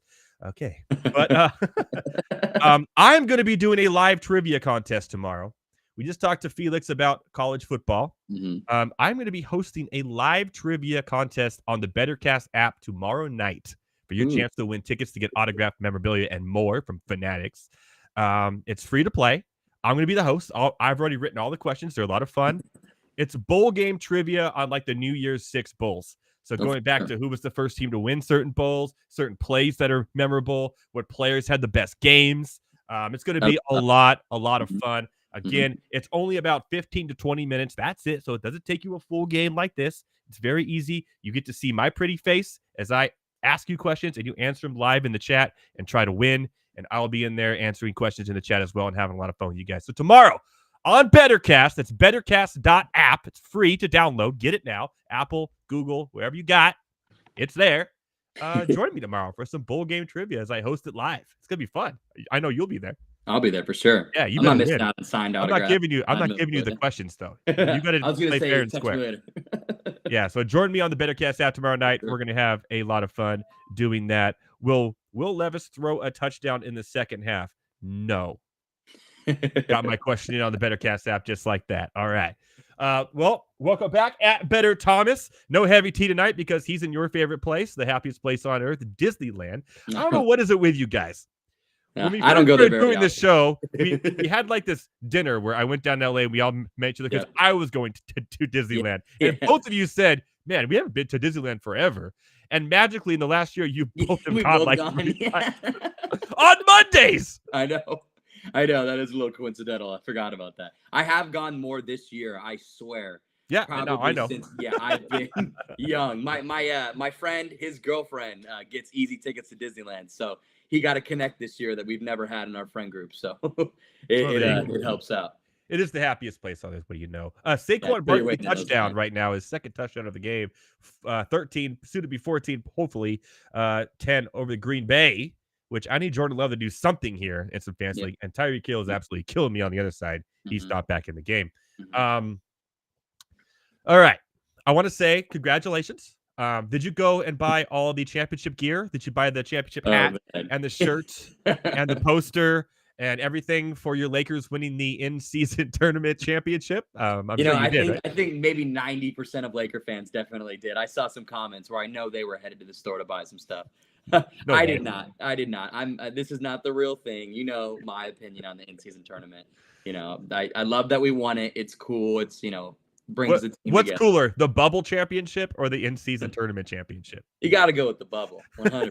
Got to go with the bubble. In season is it blows my mind still to this day, but it is what it is. And listen, we won it, so I'm definitely more happy with the in-season tournament than I would have been if we didn't win it. But yeah, let's take all these injury-prone players and give them an extra game. That's the only reason I will say, it was cool to see is a lot of those players that don't play. That are getting $500,000 a year. Their salaries just got up to over $1 million. So I do think that's kind of cool. But I mean, other than that, you're giving $500,000 to LeBron James. I mean, you're giving it to Anthony. So they scheduled it right though, because it was the only thing on. It was a weekend. Matchup. You had the Heisman Trophy for everyone. Everyone who's going to win the Heisman Trophy. There's no reason watching it. And there's nothing else on. So it got good ratings because of that. So yeah, I mean, it was BA for doing that right. But are we done with the awful courts? Please? No more of that. I don't want to see those courts ever again. Oh my goodness, dude. And the one for the championship game was like bright red and yellow. I thought I was I wanted McDonald's for some reason. I don't know why. And I was just like, zero cents. Yeah, and the Indiana Pacers are yellow and the Lakers are yellow. And I was like, this is absolutely unwatchable at times. It was insane. So hopefully they get rid of that next year. So we talk mad crap on this thing all year, and it's kind of dumb to be honest. But I guess ultimately it turned out to be okay in a way. And but is it worthy of coming back next year? I don't know. I'm sure they will, but yeah, I don't know. I think if we're asking me or you, right? Like I don't need it. I don't need it. Nobody needed it. Exactly. Nobody did. Nobody needed it. It was, I will say. And it screwed up my fantasy basketball week, too. Exactly. My whole thing was weird. Games didn't count. I'm like, what the hell's going on? Yeah. But, I think it was better than what I thought it was going to be. I will say that. It kind of made teams like the Pacers and like teams like that get to a little bigger stage, even though it's, mid-season or whatever. And it made teams try harder, like betting wise. I was loving betting on the in-season tournament because a lot of teams were caring that you usually see a blowout, so that's the only thing I'd say. They're definitely going to bring it back. They are. Silver wants it. And Tyrese Halliburton, welcome to mainstream. Yeah. By the way, we've been talking about him for like a year now. Let's not get crazy. I'm glad people are finally catching up to speed with this guy, man. And my secret Pacers team, man. My secret Pacers team, who I was high on at the beginning of the year, say this team is gonna turn heads. Here we are, 13-8, and they're turning heads. So they're a great full team, man. Depth, love full it. depth, man. Yeah, love that team. Same. All right. Well, I don't know the questions, so I know you sent them to me earlier. I'm not gonna lie. A little late though, so I figured maybe I have not had a chance to even look at them or even have any answers that are planned. So, cool. we're going raw dog tonight, baby. Yes, on sir. Monday Night Rants. No heavy tea. We're going off the rails. Raw. That's what we do. So, whoever has the best question, I will obviously send a hoodie to. For sure. If you already have a hoodie, I know we've had two. Yeah.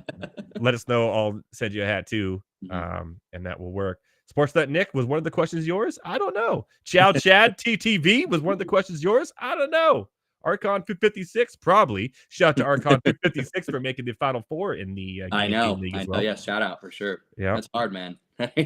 I will announce the Final Four at the end of the show, and we'll do a full celebration next week as we go into what has been a crazy ride in the Guillotine League. Wild. All right. I did not experience the ride, but you had one. You were the first one out, weren't you? Week what? Yeah. So I've watched the ride from afar.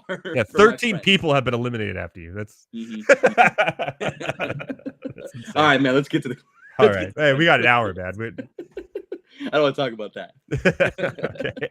Okay. Number one, we got NBA, we got NFL. That's what we're full doing today. But okay, cool. We'll start in the NBA world. Number one, the number one seed in the Western Conference right now. They want to know, are the Minnesota Timberwolves legit enough to genuinely go win a championship this year? I wouldn't say they're legitimate to win the championship. I mean, we saw kind of flashes over actually the last 2 years. We saw the first flash was when they won the play-in game where we thought that Patrick Beverley had just won the NBA title. And then last year we saw even more flash, and we saw Anthony Edwards become a star in front of our eyes. And now they're playing as a whole. They're healthy, playing in a Western Conference that isn't healthy right now in a lot of ways. And like you look at the top two teams, one of them, the other one we've been talking about a lot in the Oklahoma City Thunder. We haven't really been talking about Minnesota Timberwolves, but they're kind of, if you look at it, kind of in a similar boat as Oklahoma City, in a way that their team landscape, really, they are deep. They're deeper than people think, and they got star power that is young and maybe coming into their own. I think they'll make the playoffs, obviously. I don't think they'll end up with the number one seed. But I think they'll win the first round, maybe make a team struggle in the second round that we think could be there in Denver or the Lakers. But if you look at the West as a whole right now, almost to Christmas now, and remember, I always say once you get to Christmas, that's when you start to really turn teams, right? Because we see Houston finally slipping now, which we thought would happen. Teams like that, the Clippers starting to play a little bit better. Orlando on the East Coast, or a little bit. Orlando's falling, which I think they still will, even though they're still in second. But Jesus, I think Minnesota has a shot to go to the Western Conference Finals. I'll give them that. I think that's their ceiling. But I think I wouldn't be surprised if it's like Timberwolves Nuggets or Timberwolves Lakers, depending on some health with these Nugget players. In the finals, and they've been building for that for years. We've seen it in front of our eyes. So yeah, man. I mean, I think they have a team. Like, I think you have your superstar, you have your guy that is your guy. You have Cat, that's he's still your guy. He's still your supporting all-star. Not as much as Edwards at that superstar level, but he's there. You have Rudy defending the paint, and finally you're kind of seeing Cat and Rudy figure out how to play with each other. I think that was huge last year, was they hadn't figured that out yet, so it was a little weird. But they got a roster, man. I mean, they're not too deep, but they're deep. And they're well coached. They're young. They play at a fast pace. They play good defense. So, I mean, I agree with you. I think that if health's huge in this league, we know that, and if they are the team that ends up staying healthy, I could see a Western Conference Finals run. But I do agree with you. I don't see them beating healthy Denver. I don't see them beating the Lakers healthy. Oklahoma City, I still think, is possibly a better team. I think they are. Possibly, yeah. So the Suns get healthy. Everybody that in the Western Conference that needs to be healthy. But after Christmas, though, I would love to have a repeat of this question, honestly, because I like the team. Exactly, and they're not talked about nearly as much as any other team. For sure.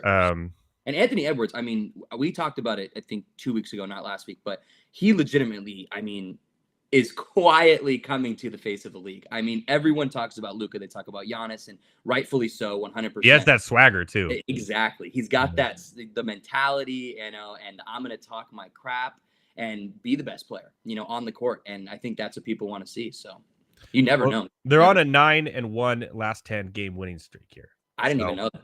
I didn't even know that. Wow. That's what kind of vaulted them to the top. So yeah. We'll see if that lasts. But yeah, right now, they have the best record in the NBA currently. Wow. That's at 9-1 does make me I know that's a great stat, but it does make me a little shaky though, Yeah, exactly. Are we just going on a run right now? Exactly. We'll see after Christmas. We'll see after Christmas and see through January, and that's where it all starts to play out. All right. Number 2, you kind of just like hinted on it a tiny bit, but it's a good question, man. It's valid. Are the Clippers figuring it out? It seems they are. They're over 500 now for the first times for the last month. They're 7-3 in the last 10, and they've beaten some good teams. Good teams, yeah. They're playing Portland tonight, which I think they'll struggle a little bit because that's what they do. But yeah, they kind of like with the whole Harden thing. And then everyone kind of stopped talking about him after they went on that losing streak, right? And now no one's really talking about him. And here they are winning games. Yeah, quietly, yeah. Quietly, not by a lot, winning games, but nobody's like balling out. Like, it's not that Kawhi 30. It's not that Paul George 30. It's just, they're just quietly winning. By the way, the return of Man was probably the big indicator here on this team, and probably one of the most underrated players in the NBA. Terrible fantasy, but just on the court, what he brings, his energy, plus minus, is insane. Until he's helped out a lot for sure in this resurgence, I guess you would, in the beginning of the season. But again, Christmas, and it seems to be working. And for some reason, I'm seeing James Harden beard commercials all over my Instagram now, which I didn't before because I'm a Clippers fan. Now I see them. Now they're all over. Jesus, so funny. The algorithm's hilarious. Yeah, but yeah, I mean, I think they're going to be fine. They're going to make the playoffs. I think they'll get past the play-in. I agree. I think they'll be in the top 6, and we'll see what happens. It's the playoffs with the Clippers, so you never know. Yeah, for sure. Definitely not the team to beat, but I think they'll be fine. Yeah, I mean, I think to answer this question 100%, like I said, like I completely agree with you. Christmas is where you start to see things, and after Christmas. But as of right now, yeah, they're figuring it out. And I think that what you said was huge. I think that you're looking at the stat sheet and they're winning games, and it's not by one person. And if they're going to make this work, that's how it has to be. It's going to have to be, I'm going to say 3, but if you want to include the 4th, we can include the 4th. You know, all 4 of them, they all have to contribute. You can say Russell Westbrook's name. You can put that name in your mouth. I don't know, man. I was on my no ban list, but you know, we let him go, so I could say it. But you know, anyways, they need to contribute all together. They need to all do what they're good at. Westbrook needs to hustle. Harden needs to find the right path. You know, available shots, available shooters. Kawhi needs to be Kawhi. Paul George needs to be Paul George, and they'll win games. Mann needs to just be that man. Be Terrence Mann, exactly. And Ty Lue needs to be Ty Lue, and I love Ty Lue. So. I think that they're okay, and I think is Westbrook coming off the bench? Is that what was the change was? And I think that's a great move on him, and props to him for not being a selfish player. It's smart. And listen, me personally, I love it when the Clippers are competitive, even as a Lakers fan. I like it because I like a competitive team in Staples Center with us. And my dream is a Western Conference finals between those two. It would be absolutely amazing. Probably will never see it, but I think that. Just keep playing team ball, man, and you never know. Just don't turn the ball over. That was the biggest thing, was they're turning the ball over. They're missing shots. They're not hustling. Play as a team, So, and I love Zubac. I love Zubac so much. And man. the rest factor has been 0 for Kawhi, for Paul George. That's big, man. So we'll see how it all plays out in the end, but. For sure, yeah, no, I do love to see that they're not resting, and I mean they're getting dubs. That's completely new. It's the beginning of the season, so I'm a little worried, but we'll see how it all plays out. On to number 3, has the NBA figured out how to win against the Denver Nuggets?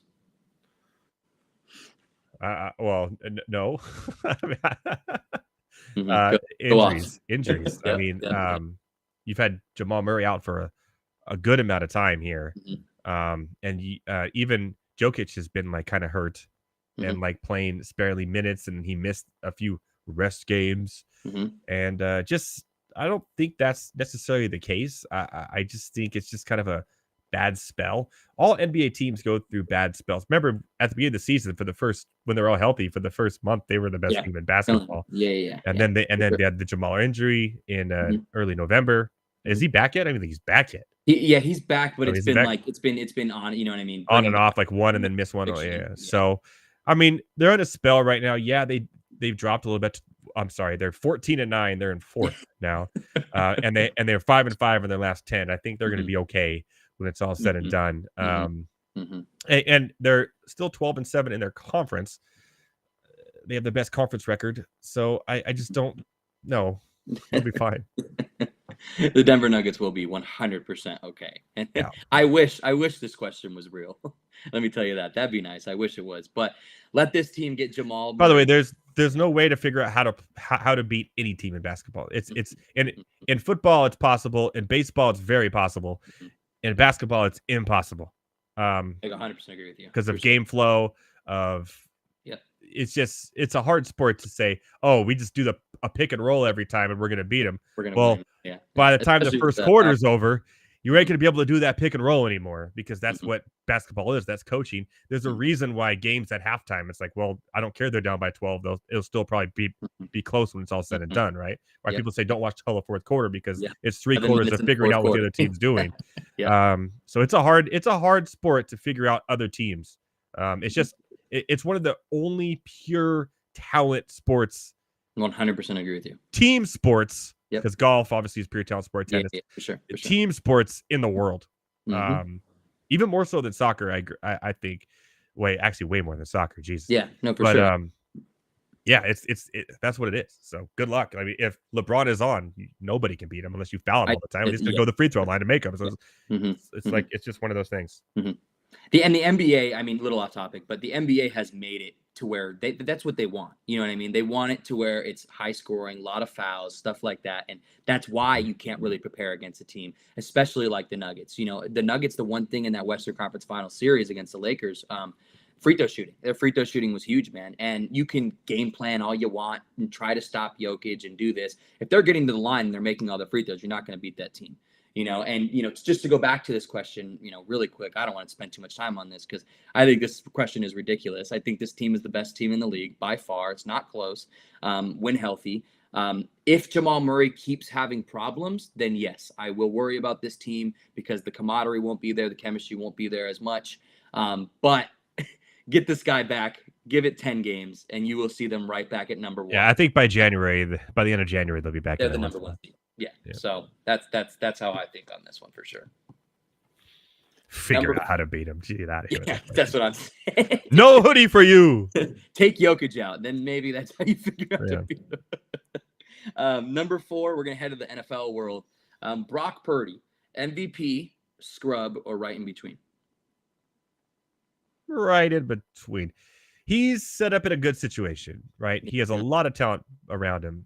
McCaffrey, Ayuk, Debo, Kittle, right?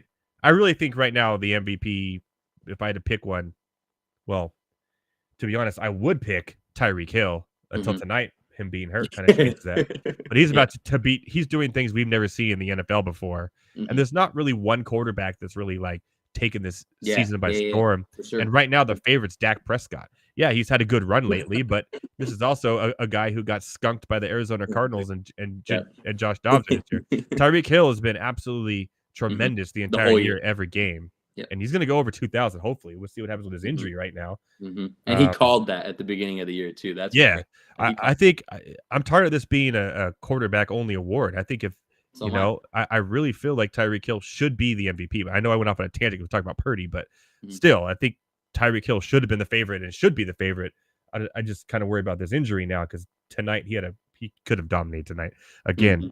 But then I think it's Dak Prescott after him. And then you got, Hurts and Allen and Mahomes.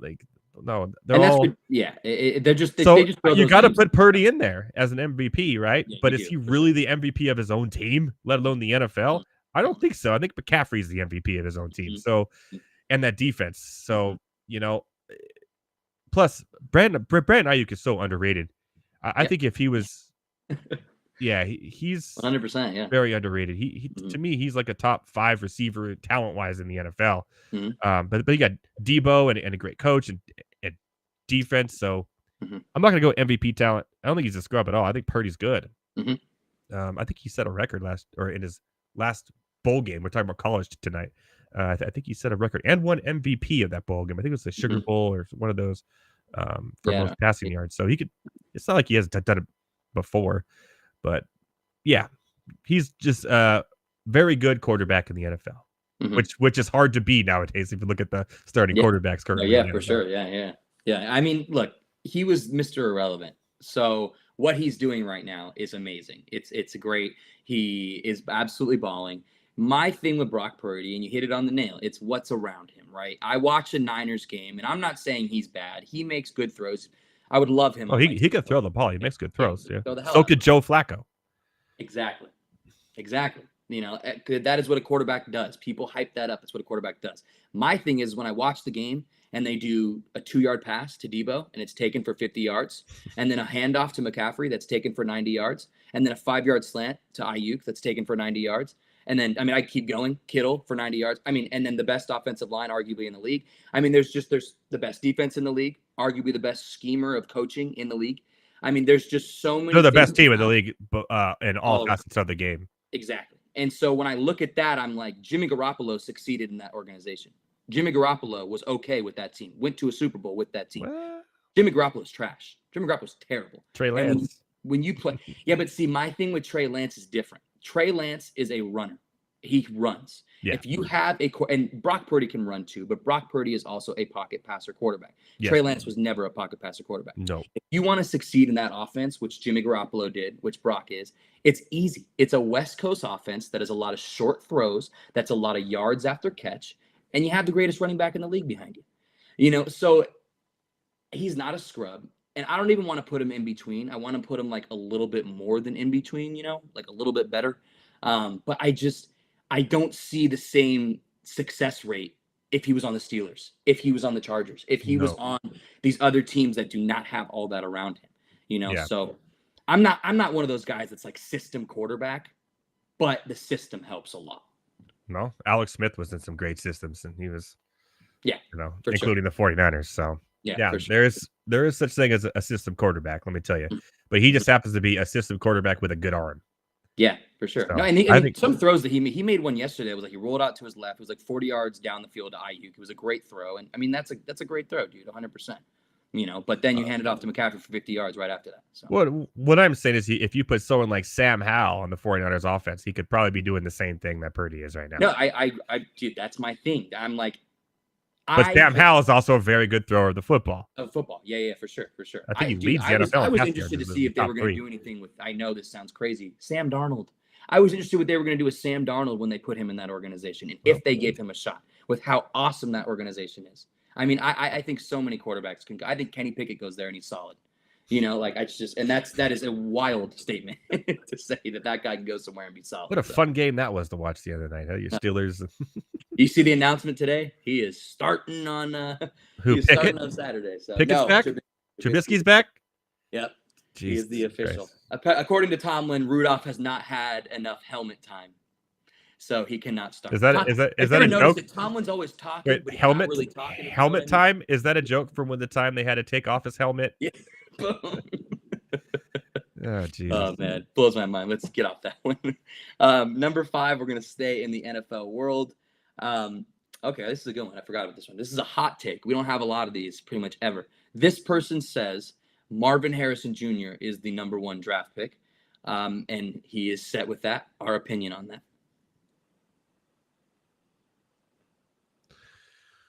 Yeah, it depends on who the number 1 pick team is. If it's the New England Patriots, then no. If it's the Carolina Panthers, then yes. Here's why. Because that pick will go to the Chicago Bears. Mm-hmm. The biggest knock on Fields has been throwing whatever.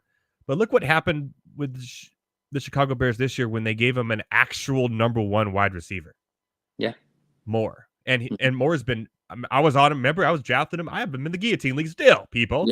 Yeah. And I was high on him because I said he's going to get all the action. He's a great receiver, and he's their guy. Look what's happened. And even when they double or triple cover him or go off sides and just let him get wide open for a touchdown like he did yesterday, he finds Komet, right? And then Mooney, I never thought was that great of a wide receiver. He was just all about volume, right? Mm-hmm. He was the best they had. Mm-hmm. Imagine if Harrison Jr. gets drafted number 1 overall, the Panthers, which by trade would go to the Bears. The Bears. Yeah. And I think that's fair. You give Justin Fields that, then next year is his year to shut up and prove it, right? Yeah. Imagine the Bears the way they are now, right? They're getting better, obviously, with Fields, Komet, and DJ Moore. and add Absolutely, Marvin yeah. Harrison Jr. And by the way, the Panthers must be absolutely pooping themselves if they end up with DJ Moore and Marvin Harrison Jr. on the Bears because of that Yeah. dumb trade. Yeah. 100. No, for sure, man. Yeah, for sure. And that would be interesting. So if the Bears end up with a 1, I could see Marvin Harrison Jr. going number 1 overall, and I wouldn't blame him. I think the way your team, I mean, shoot, if they win their next 4, they could be in the playoffs. Let's be real. I'm not saying it's going to have people, but they're definitely playing better football than they have all year. They round. are for sure. Yeah, they're Even playing competitive football. Yeah. Even with Tyson Badgett, they were still playing competitive football, and now Fields looks fine. Yeah, I agree. He looks fine because he finally has a receiver he's comfortable with that he hasn't had. Mm-hmm. So, and Lamar Jackson, it took him a few years for his MVP type level, and he's a similar type of player. Yeah. They gave him talent, and look what happened. Mm-hmm. Even that year that they made the playoffs and played the Chargers, and he was a rookie, and he got absolutely annihilated. He had no talent on that. He had no receivers on that team. Yeah, nothing. Yeah, nothing. Yeah, and you grew it around him, and look what happened. So, I think Fields should be fine. If it's the Panthers to the Bears, then yes, I can see it. If it ends up being the Patriots, then the Patriots will take Williams or May because they need somebody that can throw a football without the other team catching it. Yeah. Yeah, no, for sure, man. I think it's a great take. I think that Marvin Harrison Jr. is, you don't say this a lot about wide receivers. Usually you only hear this about quarterbacks, but Marvin Harrison Jr. is a game changer at that wide receiver. He's position. Justin Jefferson. I'll be honest with you. He is Justin Jefferson. He is, in my opinion, I mean, one of the greatest college wide receivers I've ever seen in my eye, with my 2 eyes, man. I mean, he's a freak of nature. He has not had any sort of decline whatsoever. I mean, he is just consistent. And I think that if the Bears go grab him, that is a game changer, man. He was at the Heisman Trophy ceremony with Kyle McCord throwing the ball all year for Ohio State. Yeah, that's exactly that way. Exactly. And Fields, quarterback, Ohio State. Ohio State. Yeah. Yep. I didn't even think about that. Dude. It makes a lot of sense. Man. I wonder what the odds are on that right now because it looks like Carolina will get that number 1 seed or pick will go to the Bears. What are the odds that it's Marvin Harrison Jr. number 1? Put money, smash that now. Sure. Yeah, Caleb now. Yeah. Fields to Harrison Jr. with DJ Moore doing the short work and oh my goodness, that team would be. And you got the Vikings. Who knows what's going to happen with Kirk Cousins? The Packers, they're getting their butts kicked by the New York Giants right now. And you got how Goff that division still in a way. For sure. Next year, you could come in. I mean, if you go get Marvin Harrison Jr., you get a rookie contract for an absolute baller. Your offense is already solid. I don't know a lot about their O-line. I don't know if they need to upgrade that. They've gotten better this year, but their running backs is a problem. But Roschon Johnson looks the part. Yeah. Herbert's been off and on hurt, so that kind of hurt. Foreman's going to be a 1-year thing. But Roschon Johnson, who they drafted last year, when he's been healthy, looked good. Sure. So I'm not too worried about that. I mean, and then if you do that, though, you get to go absolutely splurge on your defense, and that's what they need. You can say, hey, running back, maybe we go get someone for cheap, whatever it is, or in the draft, but we're pretty solid on offense. Let's just go splurge. And, I mean, if you can put a defense around that offense, Chicago could be looking at something next year, man. 100%. Dude, I love that hot take. I hate that word, but I love that. Yeah. No, for real, yeah. I can see a world where that happens. A matter of fact, I could just see it happening. I think that's what's going to happen if Carolina gets that pick and it goes to the Bears. There's no reason Caleb Williams would be taken 1 overall if Carolina. Unless they trade it. That's what I was going to say. Unless somehow it gets traded, there's no way, dude. Because the way that the Bears have looked lately, there's no reason to restart at all. I think you're moving in the right direction. It would be wild. It would be wild to me to do that. I think it would be like fans might be happy, maybe. I think, but I think they would be happy with Marvin Harrison Jr. No, that's what I'm saying. Like they'd be just as happy with that. I think it's more of a jump the ship to leave Justin Fields right now, and I think you shouldn't do it. I'm seeing him play better football. He's winning now. Finally, a lot of it had to do with them not winning. Well, guess what? Sure. They're starting to win games. And they're starting to put it together and play good football. And if they keep it up, dude, my biggest thing with him too is the passing ability, man. Like we always knew he could run, but the way that the beginning of the throwing season, dimes to DJ Moore this year. Been throwing dimes. And my biggest thing about throwing those dimes is he's not even taking 2 steps out of the pocket. He's stepping up and he's throwing a bullet, and that is what you want in your quarterback. Yeah, what's their record right now? The Bears. I believe I want to say around 4 to 5 wins. Here, let's look it up. Here, we got time. Yeah, they are 5-8, dude. Yeah, 5 and 8, right? And that's not bad at all, considering how they started this season. Check this out. Here's their next 4 games. They play the Browns and Joe Flacco. Now, I know it's the Browns and the defense, but that's could be a winnable game. 100% a winnable game, yeah. Is it in Chicago? No, it's in Cleveland. You still could go win that. Cardinals at Bears. It's a winnable game. Yeah. Falcons at Bears. Once again. Winnable game. And then Bears at Packers. That game could be for a final playoff spot. Yeah. Yeah. Dude, that's crazy to think about, man. Wow. Yeah. The Bears at 5-8. And remember, they had at one point in the season had the number 2 pick in the NFL draft. So they've come a long way. So they've been playing better football. And I'm telling you, if I were them, I would just get your other stud receiver and just dude, imagine great pieces on free agency in the playoffs this year. Obviously, like first round exit, and then they get Marvin looking Harrison. At the NFC, it's not too far out of the picture to say that. No, yeah, for sure, yeah. It's the 2 top dogs, and then it really falls off. I mean, it really 3. Well, there's 3. The Lions, the Lions. No, Cowboys, Eagles, 49ers. Then Lions are there, so there's 4. Yeah. But those other 3 spots, man. Well, I guess somebody from the South has to go in. So we'll get one in there. So there's 2 spots up for grabs here, pretty much. Who is leading the South right now? The Buccaneers. The Bucs. Tampa Bay. They're currently the bottom feeders in the number 4 spot.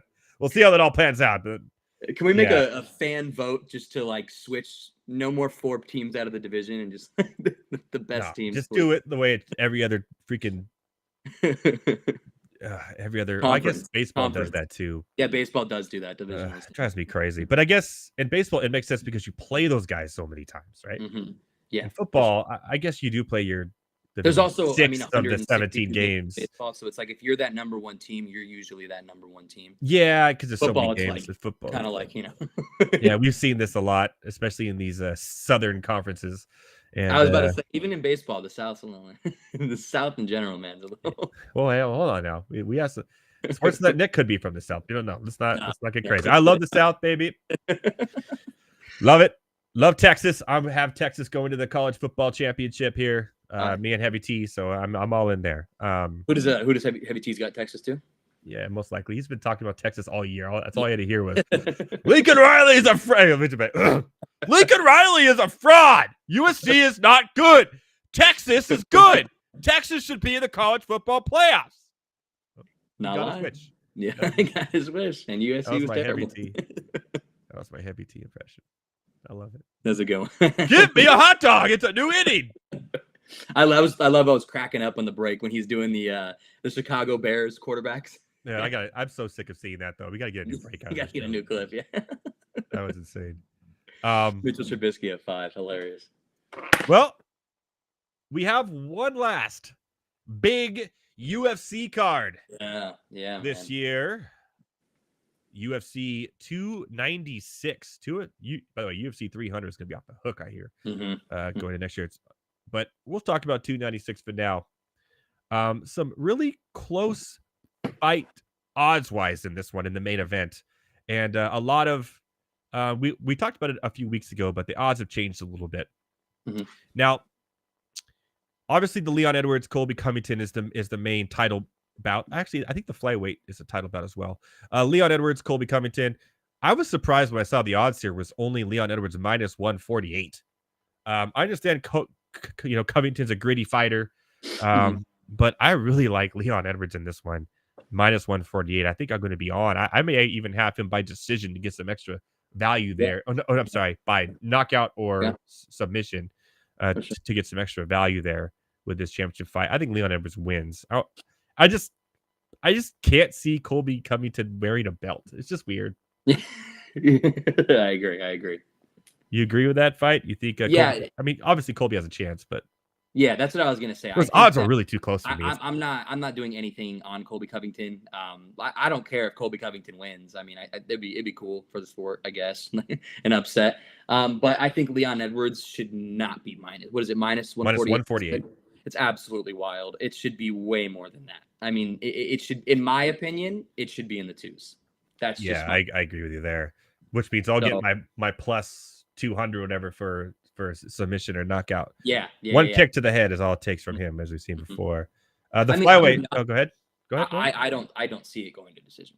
I don't either. I do think if you can get plus 200 or anything, one of these guys is going to win before it goes 5 rounds. I'll guarantee 100%. that. Yeah.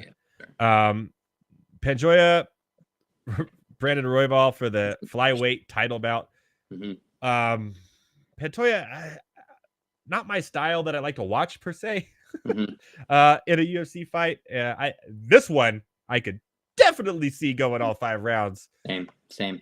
Everyone always talks about, I want to see these lightweights because they just throw so many punches. But to be honest, the flyweights, the kind of more boring fights in a way than like the heavyweights or or like even welterweights are more exciting. I'm not too excited about this. I'm excited because it's for a belt.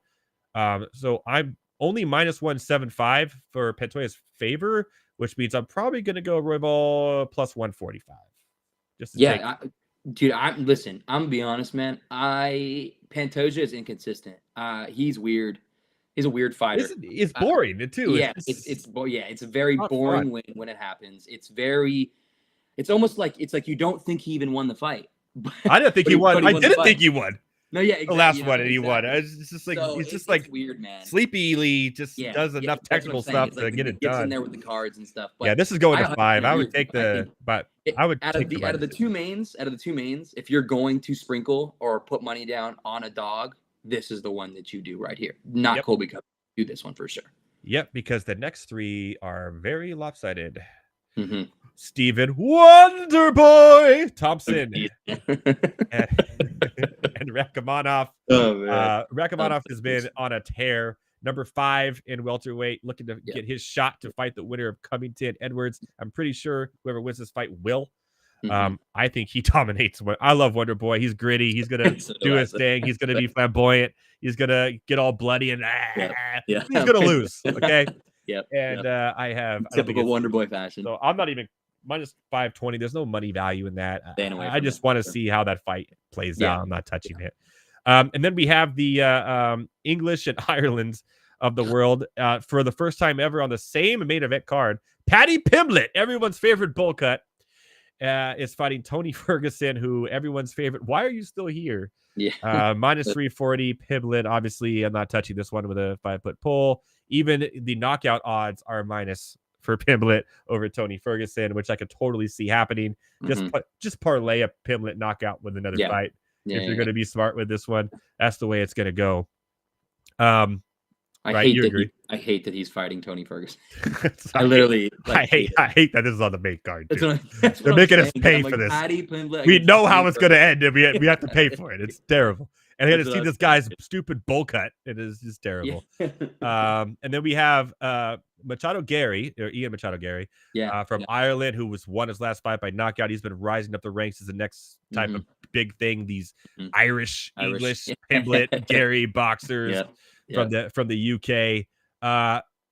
Minus 360 here. However, I'm looking at Luque.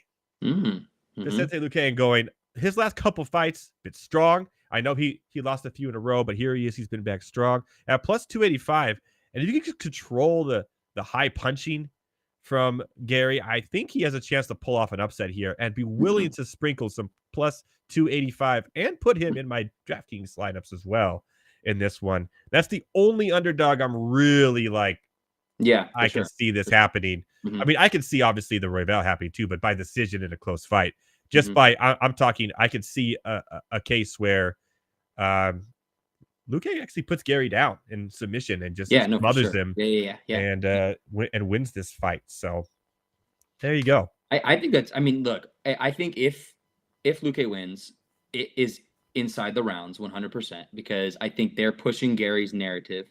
I'm very big on that with the UFC when it goes to the cards, whose narrative is being pushed more. So scares me going to the cards, but DFS wise, I 100% agree with you. He will be in my DraftKings lineup because of the finish capability if he does at a low price. I think, like you said, out of a lot of them that we just named, this is the one where it could happen. The only other fight I think I see that possibility is the Pantoja fight.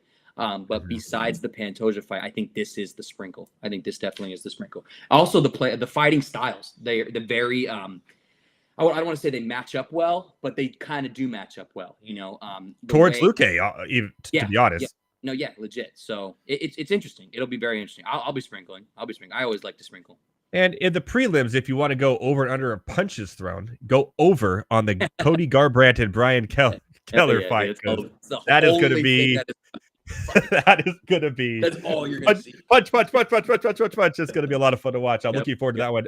Garbrandt's actually favored -205 to +170. But in a fight like that, where there's going to be so many punches thrown. I was going to say, you really like that -2 of I don't know, dude. It's interesting on that. I want to go kill him because if he lands one, but that fight's going to be a lot of fun. And I don't know if there's any part of the body on Garbrandt not covered with a tattoo too. So that's gonna be fun. Even the eyelids, man.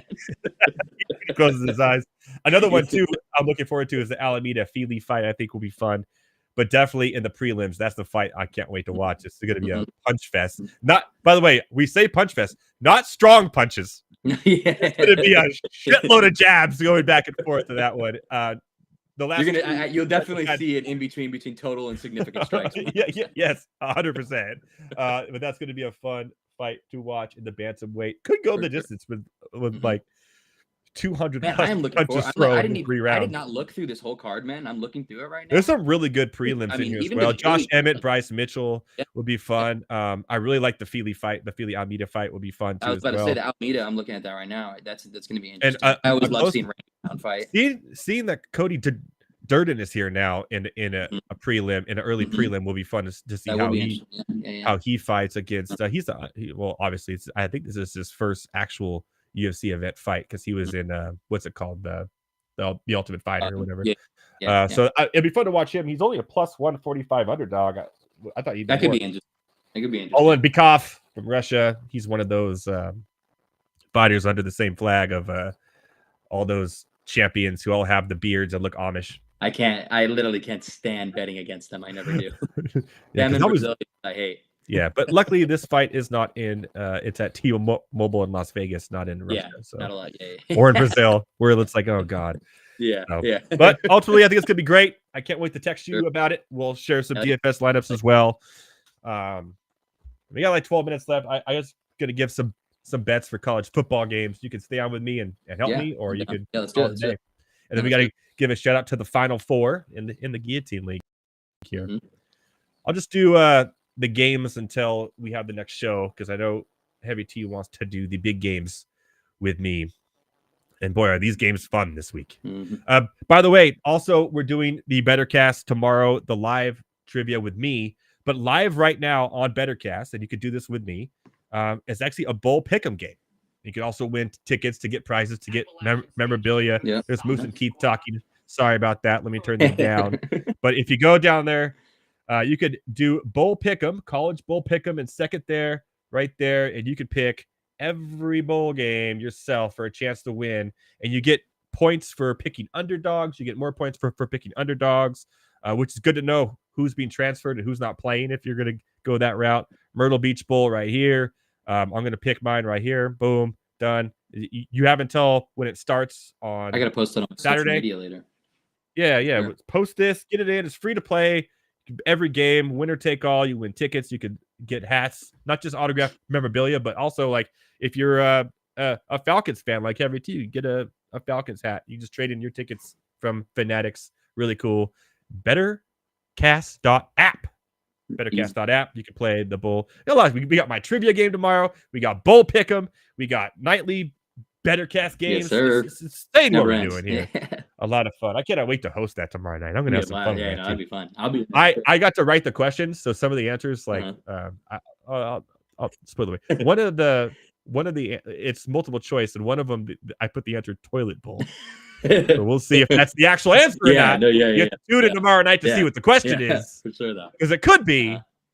I like it, though. Throwing some mysteries, Throw some mysteries, man. Speaking of toilet bowl, the first bowl game of the season, of both season, baby, is the Myrtle Beach Bowl. Jesus. between Georgia Southern and Ohio. Not that one. It's actually a favorite to Georgia Southern. They were 6-6 this year. Ohio being 9-3. It's only a -2.5 point spread. Oh, it's moved to 3.5 now. Boom. The public have switched though and said no, we're going Ohio's way. 71%. Just looking at this and not knowing much about these teams, in a neutral site, first bowl game, and the public going with Ohio just because they probably have the better record. I'm going to go ahead and take Georgia Southern here. Go against the go against it. I'm going to take them to win.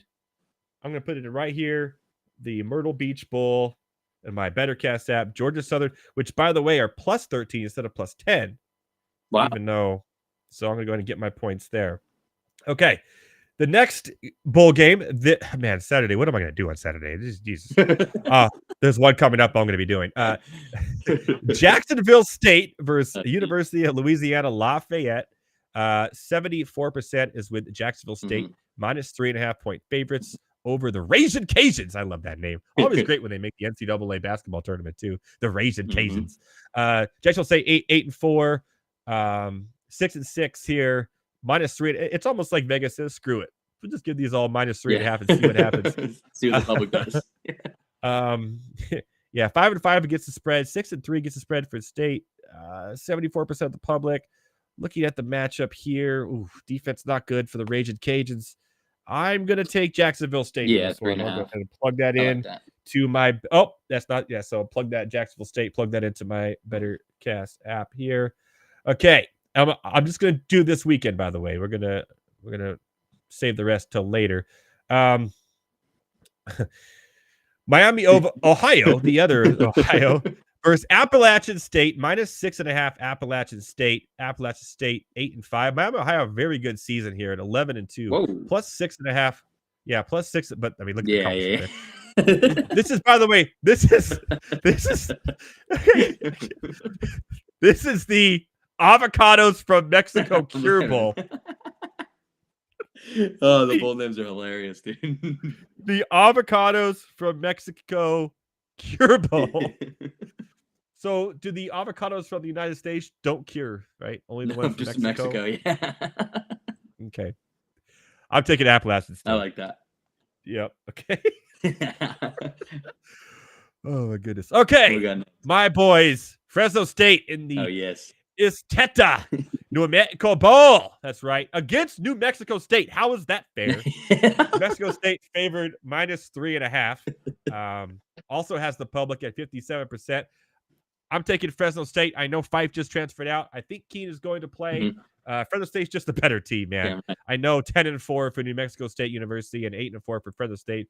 But Fresno State, before the injuries at quarterback, man, they dominated Arizona State at Arizona. They beat Purdue in Purdue this year. This Fresno State team is too good.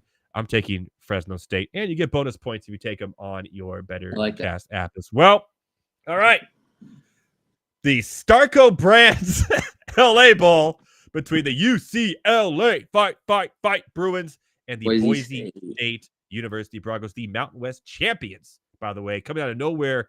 Boise State, no one's been hotter in football right now than Boise State, I'll tell you that. Well, maybe Florida State University, but that's a whole nother story for the day. 8-5, 5-1 at home, 5-4 against the spread against UCLA, 7-5. Remember, they don't have Dante Moore. They have a quarterback that's kind of untested. They were ranked early in the year. It's 7-5. They're -3.5 favorites. Boise State wins bowl games, period. They have one of the best winning percentages in bowl games in the country of all time. I'm taking Boise State, and you get bonus points for Boise as well. What do we got next here? Oh, this will be a fun one. Cal, welcome back to Stardom. Welcome back to a bowl game, Cal, against Texas Tech. Their quarterback from Texas Tech did transfer out, Tyler Shug. They will have their backup in there who did play the last couple of games actually for them for an injured Shug, whatever the heck his name is. It's spelled like it's not said. 6-6 this year. Rough year for Texas Tech, who was in the top 25 at the beginning of the year before back-to-back losses to Wyoming and Oregon, then kind of struggled home and got absolutely annihilated by Texas the last game they played. Cal's been surprising this year. Big win. I think they're one of the teams that beat USC. They've been pretty good. It is -2.5. Texas Tech, 74% of the public. I just think Texas Tech has the better defense, better team. Cal's a good quarterback. They're going to throw the ball a lot. I've Texas. taken too many underdogs. I'm taking Texas. Yeah, Tech. same. Yeah, so go ahead and plug that in right there. Texas Tech. Ooh, Old Dominion. On. Yeah, you love it, right? Great country band, by the way. And the famous, what is this? Toastery. The famous Toastery Bowl, the Western Kentucky Hilltoppers, by the way, against Old Dominion. 7-5 for the Western Kentucky Hilltoppers, 6-6 for Old Dominion. -2.5. Old Dominion, 61% of the public. I'm gonna take Western Kentucky in this. I'm taking Western Kentucky. They're a little bit of an underdog, a better record. Just 2.5 to me. Might as well just get some extra points there as we move forward. And I think that covers all of them, right? Yeah, all the way through Monday. Yeah. So we're gonna have the show on Monday, but that game will already be done. So there you go. And then we'll do the rest next Monday with Heavy T. I think we did good there. I think we're gonna do good. We'll have to keep I like the dogs we took. I do. I think I mean, Boise State is a no-brainer, I think, in that one. Agree. And then we took Appalachian to win outright. I like Fresno State as a dog. That doesn't seem right. I also like Texas Tech. I like Texas Tech to go win that game too. Yeah, I like that as well over Cal. Even though Cal's going to throw the ball a lot in that game, Texas I like Tech's that still the better team, I think. as well. Okay, before we go, who do you have winning the national championship? Man, I do have Texas. I do think Michigan's is interesting. I could see them winning, but I think Texas is the best team out of all those 4 teams. Well, there you go. Hate to. There you go. It seems You're like with me. we never disagree. Me, you, and Heavy T, but Yeah. great minds think alike. By the way, Jordan Love is absolutely struggling. 22-34, 198, 1 interception, no touchdowns. He has no yards rushing on the ground, and he's losing to Tommy Cutlets. 21-13 right now. Green Bay does have the ball at 4th and 10. Looks like they're going to go for it here. But wow. And then 13-13. Oh, they just kicked a field goal. So it's 21-16 for the Packers. Wow. Okay. Man. Don't like that because now I'm actually losing in fantasy because he has the kicker for, oh my goodness. More on that later. And then 13-13, Miami has the ball here in a really tight game that no one thought it was. Again, Tyreek Hill, I believe he has returned to the game because he now has 4 receptions for 61 yards. So enough is enough. Tommy DeVito has 10 carries. He does. Wow, dude, for 71 yards. Tommy Cutlets has 10 carries for 71 yards. Saquon Barkley has 14 carries for 25 yards, but the 2 touchdowns. Yeah. And Wan'Dale Robinson, by the way, 4 for 42 he got the first there. touchdown, didn't he? No, he's just the leading receiver there okay. for the the Giants' amazing receiving room. This is absolutely ridiculous. I'm glad to see Tyreek Hill's back though. Yeah, no, a lot of fun. We have to see how these. He's going in and out. Now he's on the side with his helmet on. He's going in. What's going on?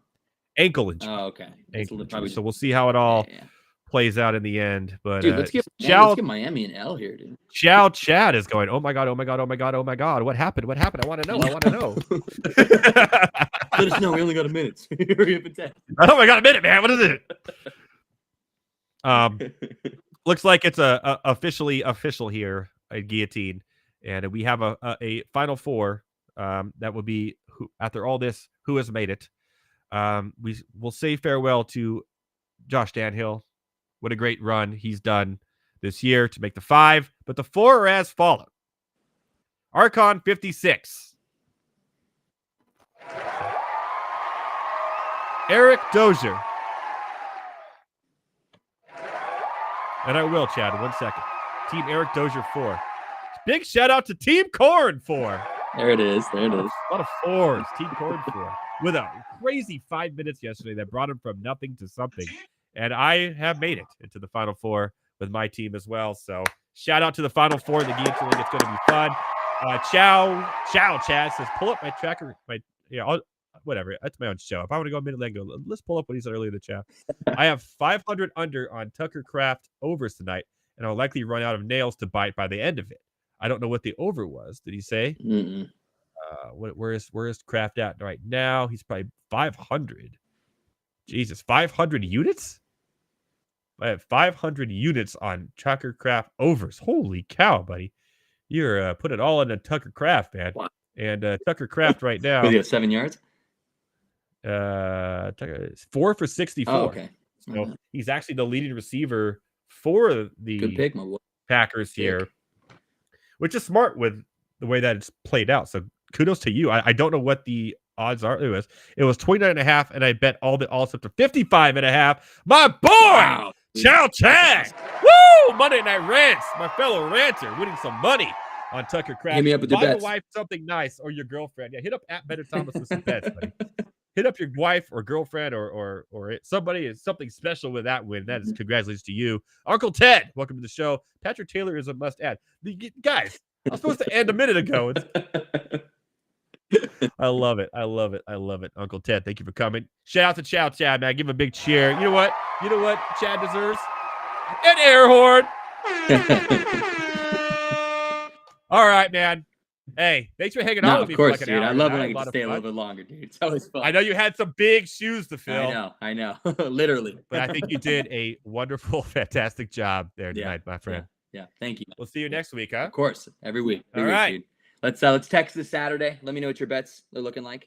Yeah, we'll get down. For sure. We're gonna have some fun this Saturday. Let me know, for man. sure. Let me know. My fellow ranters, everyone out there, from myself, from at Better Thomas, from Tyler Heavy T Soto on Thunder Mountain Railroad, and all the Better Sports Network.